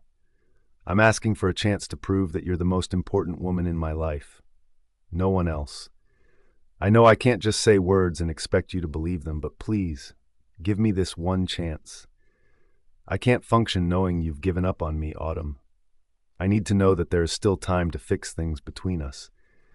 After everything you've been through, this may be asking too much of you, but please give me this chance. He finally says, I gasp, I can't speak. Those words. He said them to me in the past. This was before he'd lost his memories of us, before the accident. Did this mean what I thought it meant? My lips parted as I stared at him. I was shocked. It was hard for me to think clearly. There's so much racing in my mind and my heart. What did you just say? I stammer. He smiles and my heart melts. I love you, Autumn Rivera Fawn. I loved you even before my body understood what love was. I'm sorry that it took me this long to tell you. I'm sorry that it took me this long to remember you. I'm sorry for forgetting our memories to begin with. I could never understand how anything could make me forget the greatest thing that ever happened to me. You remember? I gasp, unable to keep the joy in my heart from showing in my expression. He picked me up into his arms, and I grabbed his shoulders to steady myself. No words could make up for all the wrong I've done to you, Autumn. I wish I knew how much you've loved me since the beginning. I know in my heart that I would have chosen you. I'm ashamed of myself for not realizing my feelings sooner. Please say that you'll forgive me for everything. The tears are flowing now, and he leans forward and kisses them. How can I not forgive you, Atticus? Even without your memory, you've been nothing but good to me. If anything, I've grown to love you more than I did initially. I love you so much, Atticus Fawn. No one will ever compare to you. I knew I wanted you since the beginning, and that never changed, even after our marriage. It's always been only you, and it will always be you. He smiles, and it's a smile that lights up his face. Now, let's find a way to get out of here alive, so I can spend the rest of my life loving you. Atticus whispers against my ear. I shivered at his words, and I was even more determined to get us out of this place alive. The council is here, I say as I look down in horror. He stiffens. Austin expected this. The others are waiting for the right moment to attack. Was this your plan to have the upper hand? I ask him, terrified. He nods. They're waiting for our signal. No, I gasp. Dash can read minds, Atticus. He will know where the others are hidden. Wherever they are, tell them to get out of there immediately. Just as those words left my mouth, a loud explosion rocked our surroundings. Atticus covered my body with his, and a deadly silence followed. Damon! Clarissa's piercing scream sends us all into a state of panic. I grab Atticus's shoulders. Who was there? I demand. Who was there during the explosion? Who did we lose? Clarissa's screams do not stop. Atticus picks me up into his arms and jumps off the balcony with me. We fall onto Austin's wolf. He's racing through the crowd with us on his back. He's heading back to the others where the explosion happened. I'm surprised when there is nothing except burnt trees. There was no sign of any bodies anywhere. With such a dangerous explosion, I think we all expected worse than this. Where was everyone? We step down from Austin's wolf and take a look around us. Clarissa is right behind me with tears all over her face. She runs into my arms and I hug her tightly. I'm sure Damon is going to be okay. I try to soothe her. But where could they be? They couldn't have known about the explosion, so then where were they? They were supposed to be here. She tells me. They were all supposed to be waiting for when the council arrived. While we dealt with the overlords, the other half was supposed to take care of the council. That was our plan since the beginning. I left Damon here. He should be here with the others. I rub her back gently. It's a good sign that he isn't here. It means there is a chance that they all escaped. Let's stay strong and keep on looking. Damon, she screams at the top of her lungs. Damon, I'm right here, he responds. There's no need for all of the screaming, Clarissa. We both froze and turned towards his voice. She gasped as soon as she saw him. I watched as she ran straight into his waiting arms. I must say, Clarissa, I'm a bit hurt that you were more worried about Damon than me, Griffin complains, pretending to be in emotional pain.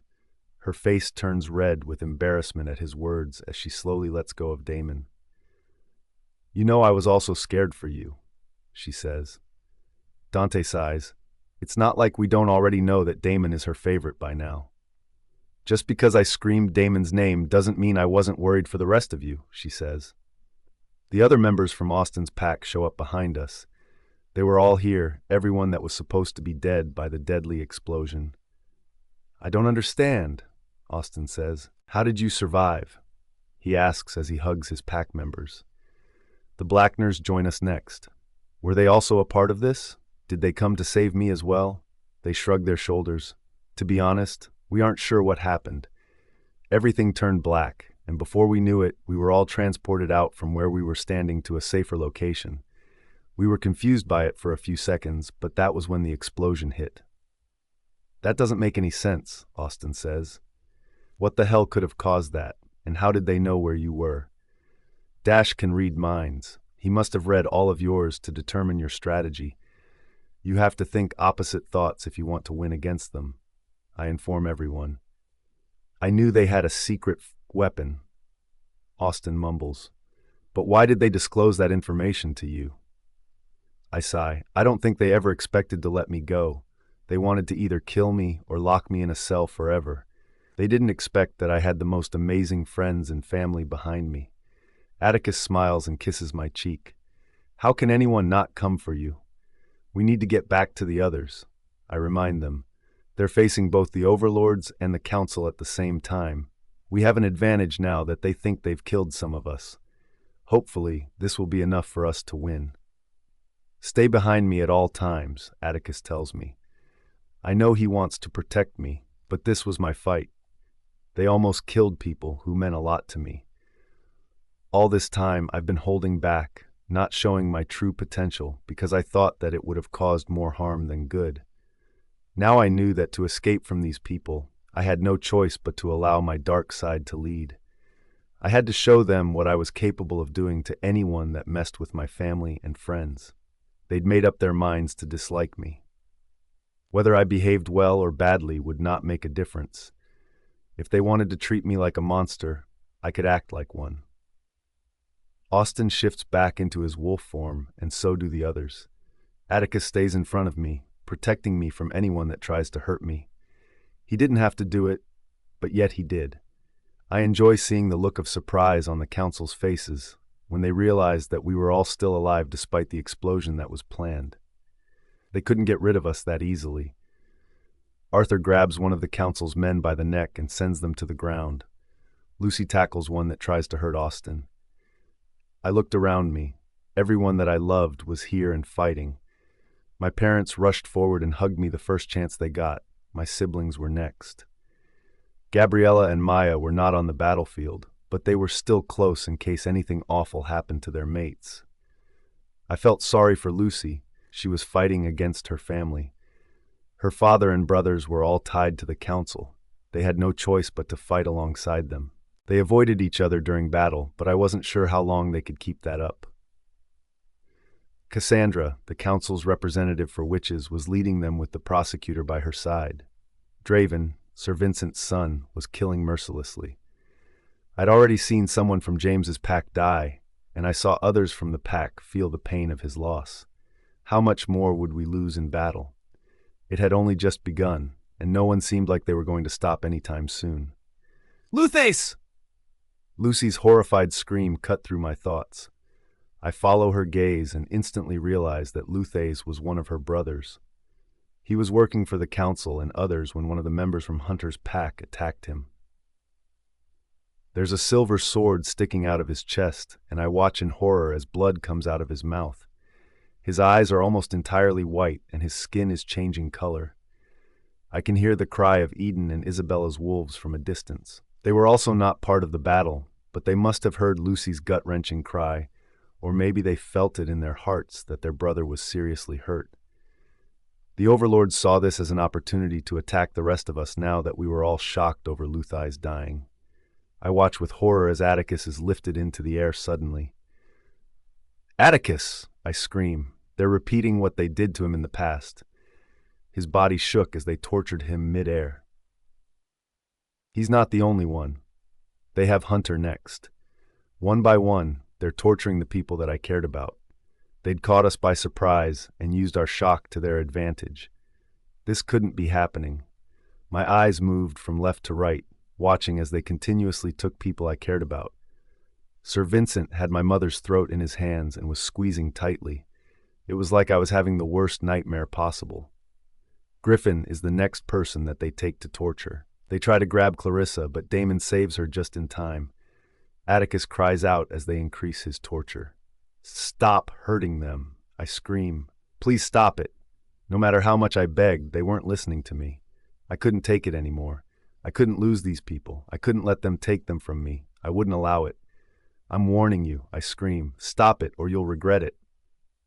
Rain comes down from nowhere next, soaking all of us. There's red everywhere from all of the blood. I can still hear the groans and roars of my loved ones above the sound of rain pounding onto my body. "Oh no, we're so scared." Sir Vincent proceeds to taunt me. "Why don't you come to say goodbye to your mother before I end her life in front of you? When you're done, you can also say goodbye to Atticus." I lift my head towards the sky and let out a piercing scream. I watch as the water droplets join together into what seems to be a chain made only from water. It grabs onto the necks of all council members, choking each of them. It doesn't stop there. It moves on to the overlords next. A knife is ripped from inside the palace. They're all watching it in horror as it goes straight for Owen. My eyes narrowed as they pierced his heart. He shouts a piercing roar as he drops to the ground in front of his brothers. The link is broken between them, and Atticus falls back to the ground. I run to him and wrap my arms around his neck. He holds my waist to steady me before pulling me on top of him. We're both on the ground holding on to each other, but I don't care. I'm just happy to have him in my arms again.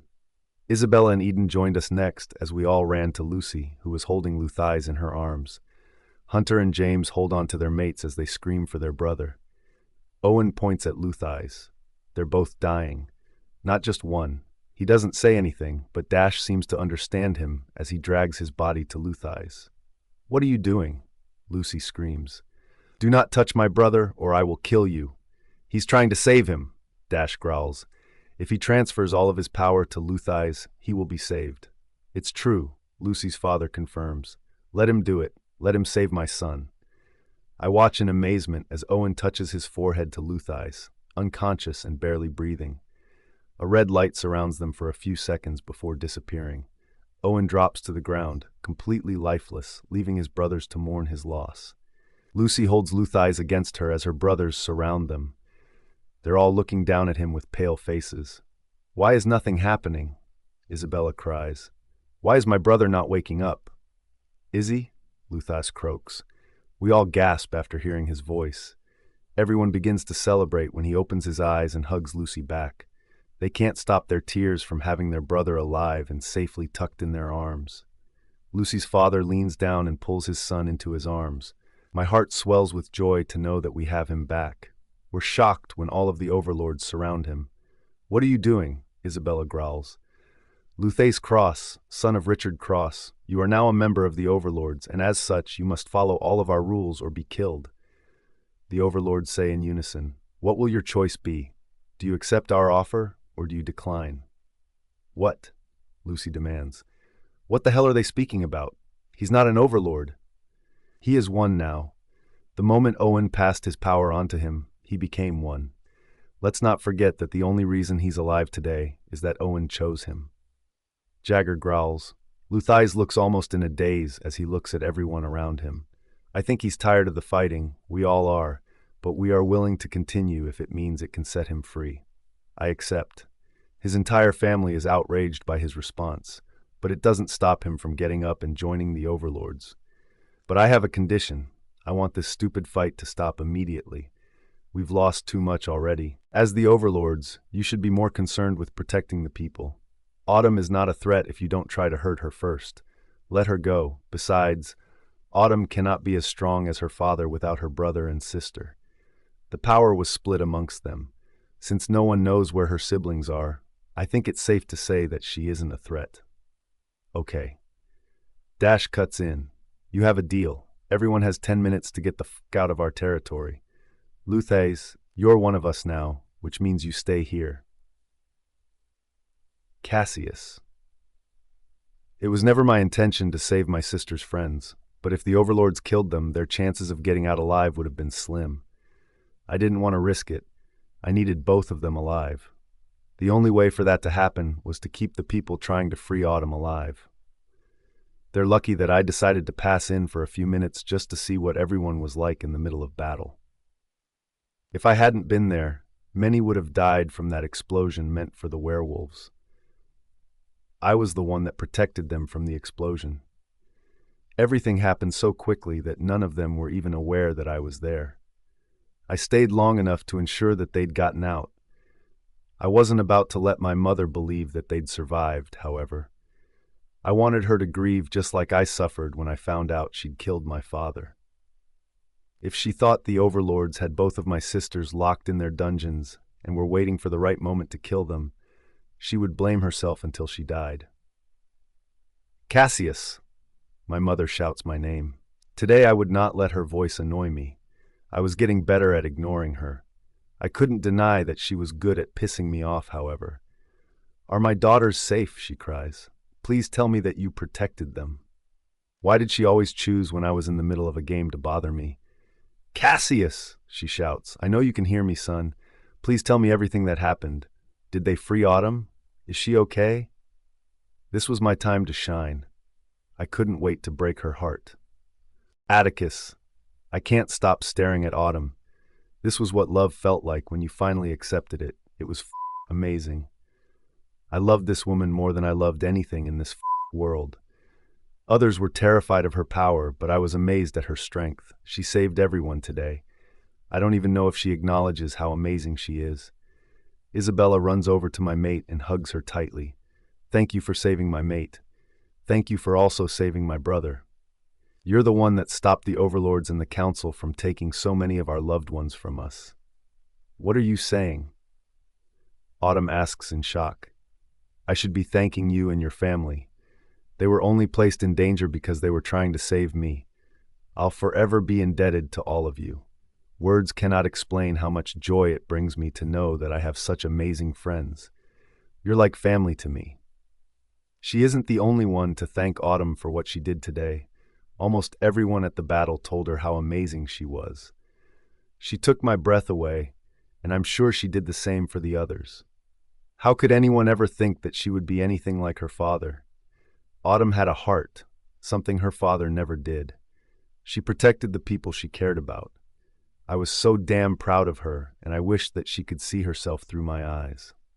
She would realize just how much I adored everything about her. "Your eyes are glowing with love," Damon says with a chuckle. Everyone can see it from a mile away. I glance at him for a second before returning my attention to the love of my life, the woman I would give everything for. How did I ever get so lucky? I laugh. What can I say, brother? Love has never felt this good.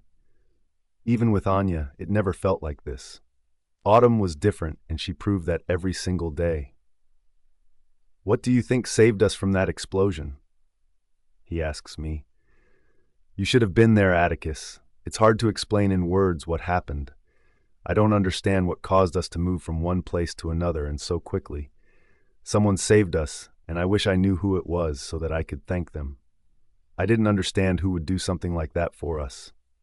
The man that saved me from the accident suddenly makes an appearance in my head. He said his name was Cassius. I still wasn't sure if it was him, but it matches the description of what happened to Damon and the others today. One minute I was in the vehicle, and the next I was on the road, staring at the explosion. If it was him, why is he saving us? We didn't know him, but on that day it seemed like he knew me. It seemed like he knew I was trying to save Autumn. Without much information on him, there wasn't anything I could really find out. But Cassius wasn't a name I've heard a lot around here. Maybe I could do some digging up and see what I could find out. I never felt this happy to be going home finally, Dante says next to us. It's been a long day. Too much has happened. I'll like to go home and see our parents. And then I'll like to see Anya. She must be terribly worried about us. This was just another way that Anya was different from Autumn. If I was in a dangerous battle like this, Autumn would be there by my side, even if she knew her life would be in danger. She turns to look at me, and I can't help but smile. I loved her so much, and I can't wait to tell her this every single day for the rest of our lives. I couldn't wait to get home either, to hold Autumn in my arms and shower her with all the love I had built inside me. I was waiting for the right opportunity to have her all to myself. I'm sorry about Luthace. I apologized to Lucy and her family. I knew asking for your help would put your family in danger, but I was desperate to get Autumn back. Don't apologize, Lucy scolds me. You and Autumn helped me save my son. Austin and I would gladly lay down our lives for both of you. Besides, this was the council's fault. My brothers have no choice but to work for them. My sisters were once tied to them as well. If Luthace were free to choose, none of this would have happened. My other brothers are also in danger. Every day they're forced to be with the council. I wish there was a way for us to free them. I've offered multiple times, but they don't want to put my family in danger. I also have a son that I must protect no matter what. He comes first. I almost lost Roman once. Austin and I haven't been the same since that scare. We are a lot more cautious now. We don't start battles unless we have no other choice. Being an overlord wasn't easy. His life had just taken a turn for the worse. I was grateful for Austin and Lucy, for everyone else besides them also. If they ever needed us for anything, we would gladly be there for them. I think it's time for us to leave now, I tell the others. I'm sure everyone is exhausted after the fight. They all agreed with me. Austin's family invited us to their place, but we had to decline. I just wanted to get home with my mate and my siblings. I take Autumn's hand and guide her to the waiting jeep. Damon would be driving. I wanted to spend every second holding her in my arms from now on. She snuggled into my arms and placed one hand on my chest. I kiss her hair and inhale her scent. She always smells so good. A few minutes into the drive, and Autumn falls asleep in my arms. I smiled at how adorable she was. I close my eyes and enjoy the rest of the ride with her still locked in my arms, away from danger. I could see myself spending the rest of my life this way. I couldn't imagine anyone else but her next to me. It was insane that a few weeks ago I wasn't sure who to choose between her and Anya. I was stupid back then. How could I not see what I could clearly see now? How was I never able to see that the answer was always Autumn, no one else? At least that was all behind us now. This was a mistake I would never make again. I tighten my hold on her, and she moans in her sleep. What the f***? Damon shouts. The tension in his voice forced me to open my eyes. Autumn was also awakened because of it. I follow his gaze, and my body runs cold at the sight in front of me. Our home. It was on fire. What's going on? Clarissa asks in horror. Why is our home on fire? What the hell is happening? It wasn't a simple fire either. The flames were roaring, and there were multiple explosions that could be heard from inside the vehicle. Autumn. I was still sleepy when Damon's voice woke me up. The last thing I expected to see was our home on fire. What had caused this? Was it an accident, or was someone responsible for this disaster? Damon brings the Jeep to an abrupt stop, and we all rush out. I'm right behind Atticus as he runs into the house. All of the guards are dead. Every single one of them. It was clear that this wasn't an accident. Someone was definitely responsible. It wasn't looking good for us. Where could his parents be? Were they even alive? "Mom?" Atticus calls. My heart drops at the panic in his voice. "Dad?" Griffin shouts. Still, there are no responses. Half of the mansion was on fire, and the other half was trashed. They'd broken all the glasses and appliances all over the house. Who had done such a horrible thing? His parents were still nowhere to be found. We searched the entire house, at least the parts that the fire wasn't stopping us from entering. "What the f*** happened here?" Dante asks as he scans his surroundings. The smoke was burning my eyes and scratching my throat. "Do you think the council is behind this?" Damon asks. "They always play dirty. Maybe they lied to us. This could have been their way to get back at us." "I don't think this is their work." Atticus disagrees. "They are many things, but I don't think they would risk another battle to get even with us. This is the work of someone else, an unknown enemy. Whoever it is was waiting for the right opportunity, and they took it while we were preoccupied in battle." Clarissa looks distraught as she looks around her adoptive parents' room. "They're not here. They should be here. Where are they?" "I hate to say this," Damon whispers, "but judging by this mess and destruction, whoever did this must have taken Mom and Dad as well." "They're not finished with us," Atticus says. "Why the f*** is this happening to us? It's only been a few hours since our last battle. Now our parents are missing." Dante throws a chair onto the floor in his frustration. "There has to be something we can do to find out who's done this," I say. "We don't have to." Clarissa gasps. "They left a note for us." I followed her gaze. She was right. It was a note stuck to the front door. How did we miss this? Atticus runs a hand down his face. "We were right. They have our parents." "What the f*** does anyone want with Mom and Dad?" Griffin demands. "They haven't done a single thing to anyone." "They're asking that we come alone," Atticus says. "All of us except Autumn." "What?" I demand. "If your parents are in danger, I want to be there to help them." Atticus takes a step toward me and gently grabs my shoulders. "I know you think that it will be better if you're there, but after everything, after almost losing you, I want you to be safe. I don't want to put your life in danger again, Autumn. Please, for my sake, stay here. Your parents will stay with you, just until I return for you." I closed my eyes. This was his parents, and he was already in so much pain. I didn't want to add to it. If he wanted me to stay back, then I would, but the moment I felt like he needed me, I would be there in a heartbeat. I kissed his lips and held on to him until it was time for him to leave with his siblings. Whoever kidnapped his parents must have a grudge against his family if they asked for everyone except me. "You have my full support," I promise him. "Let me know the moment that you need me. I'll be there in a second." Watching Atticus leave was the hardest thing I had to do today, despite how horrible it's been. I've always done the opposite of what he asked me to do. This time I felt like it was the right thing to let him do this alone. My mate wasn't weak, and his family wasn't either. They could handle themselves, and if they needed me, I would be there. I turned back to look at the house. It would take some time for everything to be back to normal. Whoever did this must hate the Fawns. Atticus didn't have the chance to call anyone to clean up this mess, but maybe I could get some help to stop the fire. We are lucky that we got here before the entire thing burnt to the ground. We will call some of our friends. My mother tells me, they will know just the right people to save your new home. Atticus made sure my family was by my side before he left. He always cared for me, even when he had other things to worry about. I nod and thank her. "Who do you think would do something like this?" I ask her. She sighs.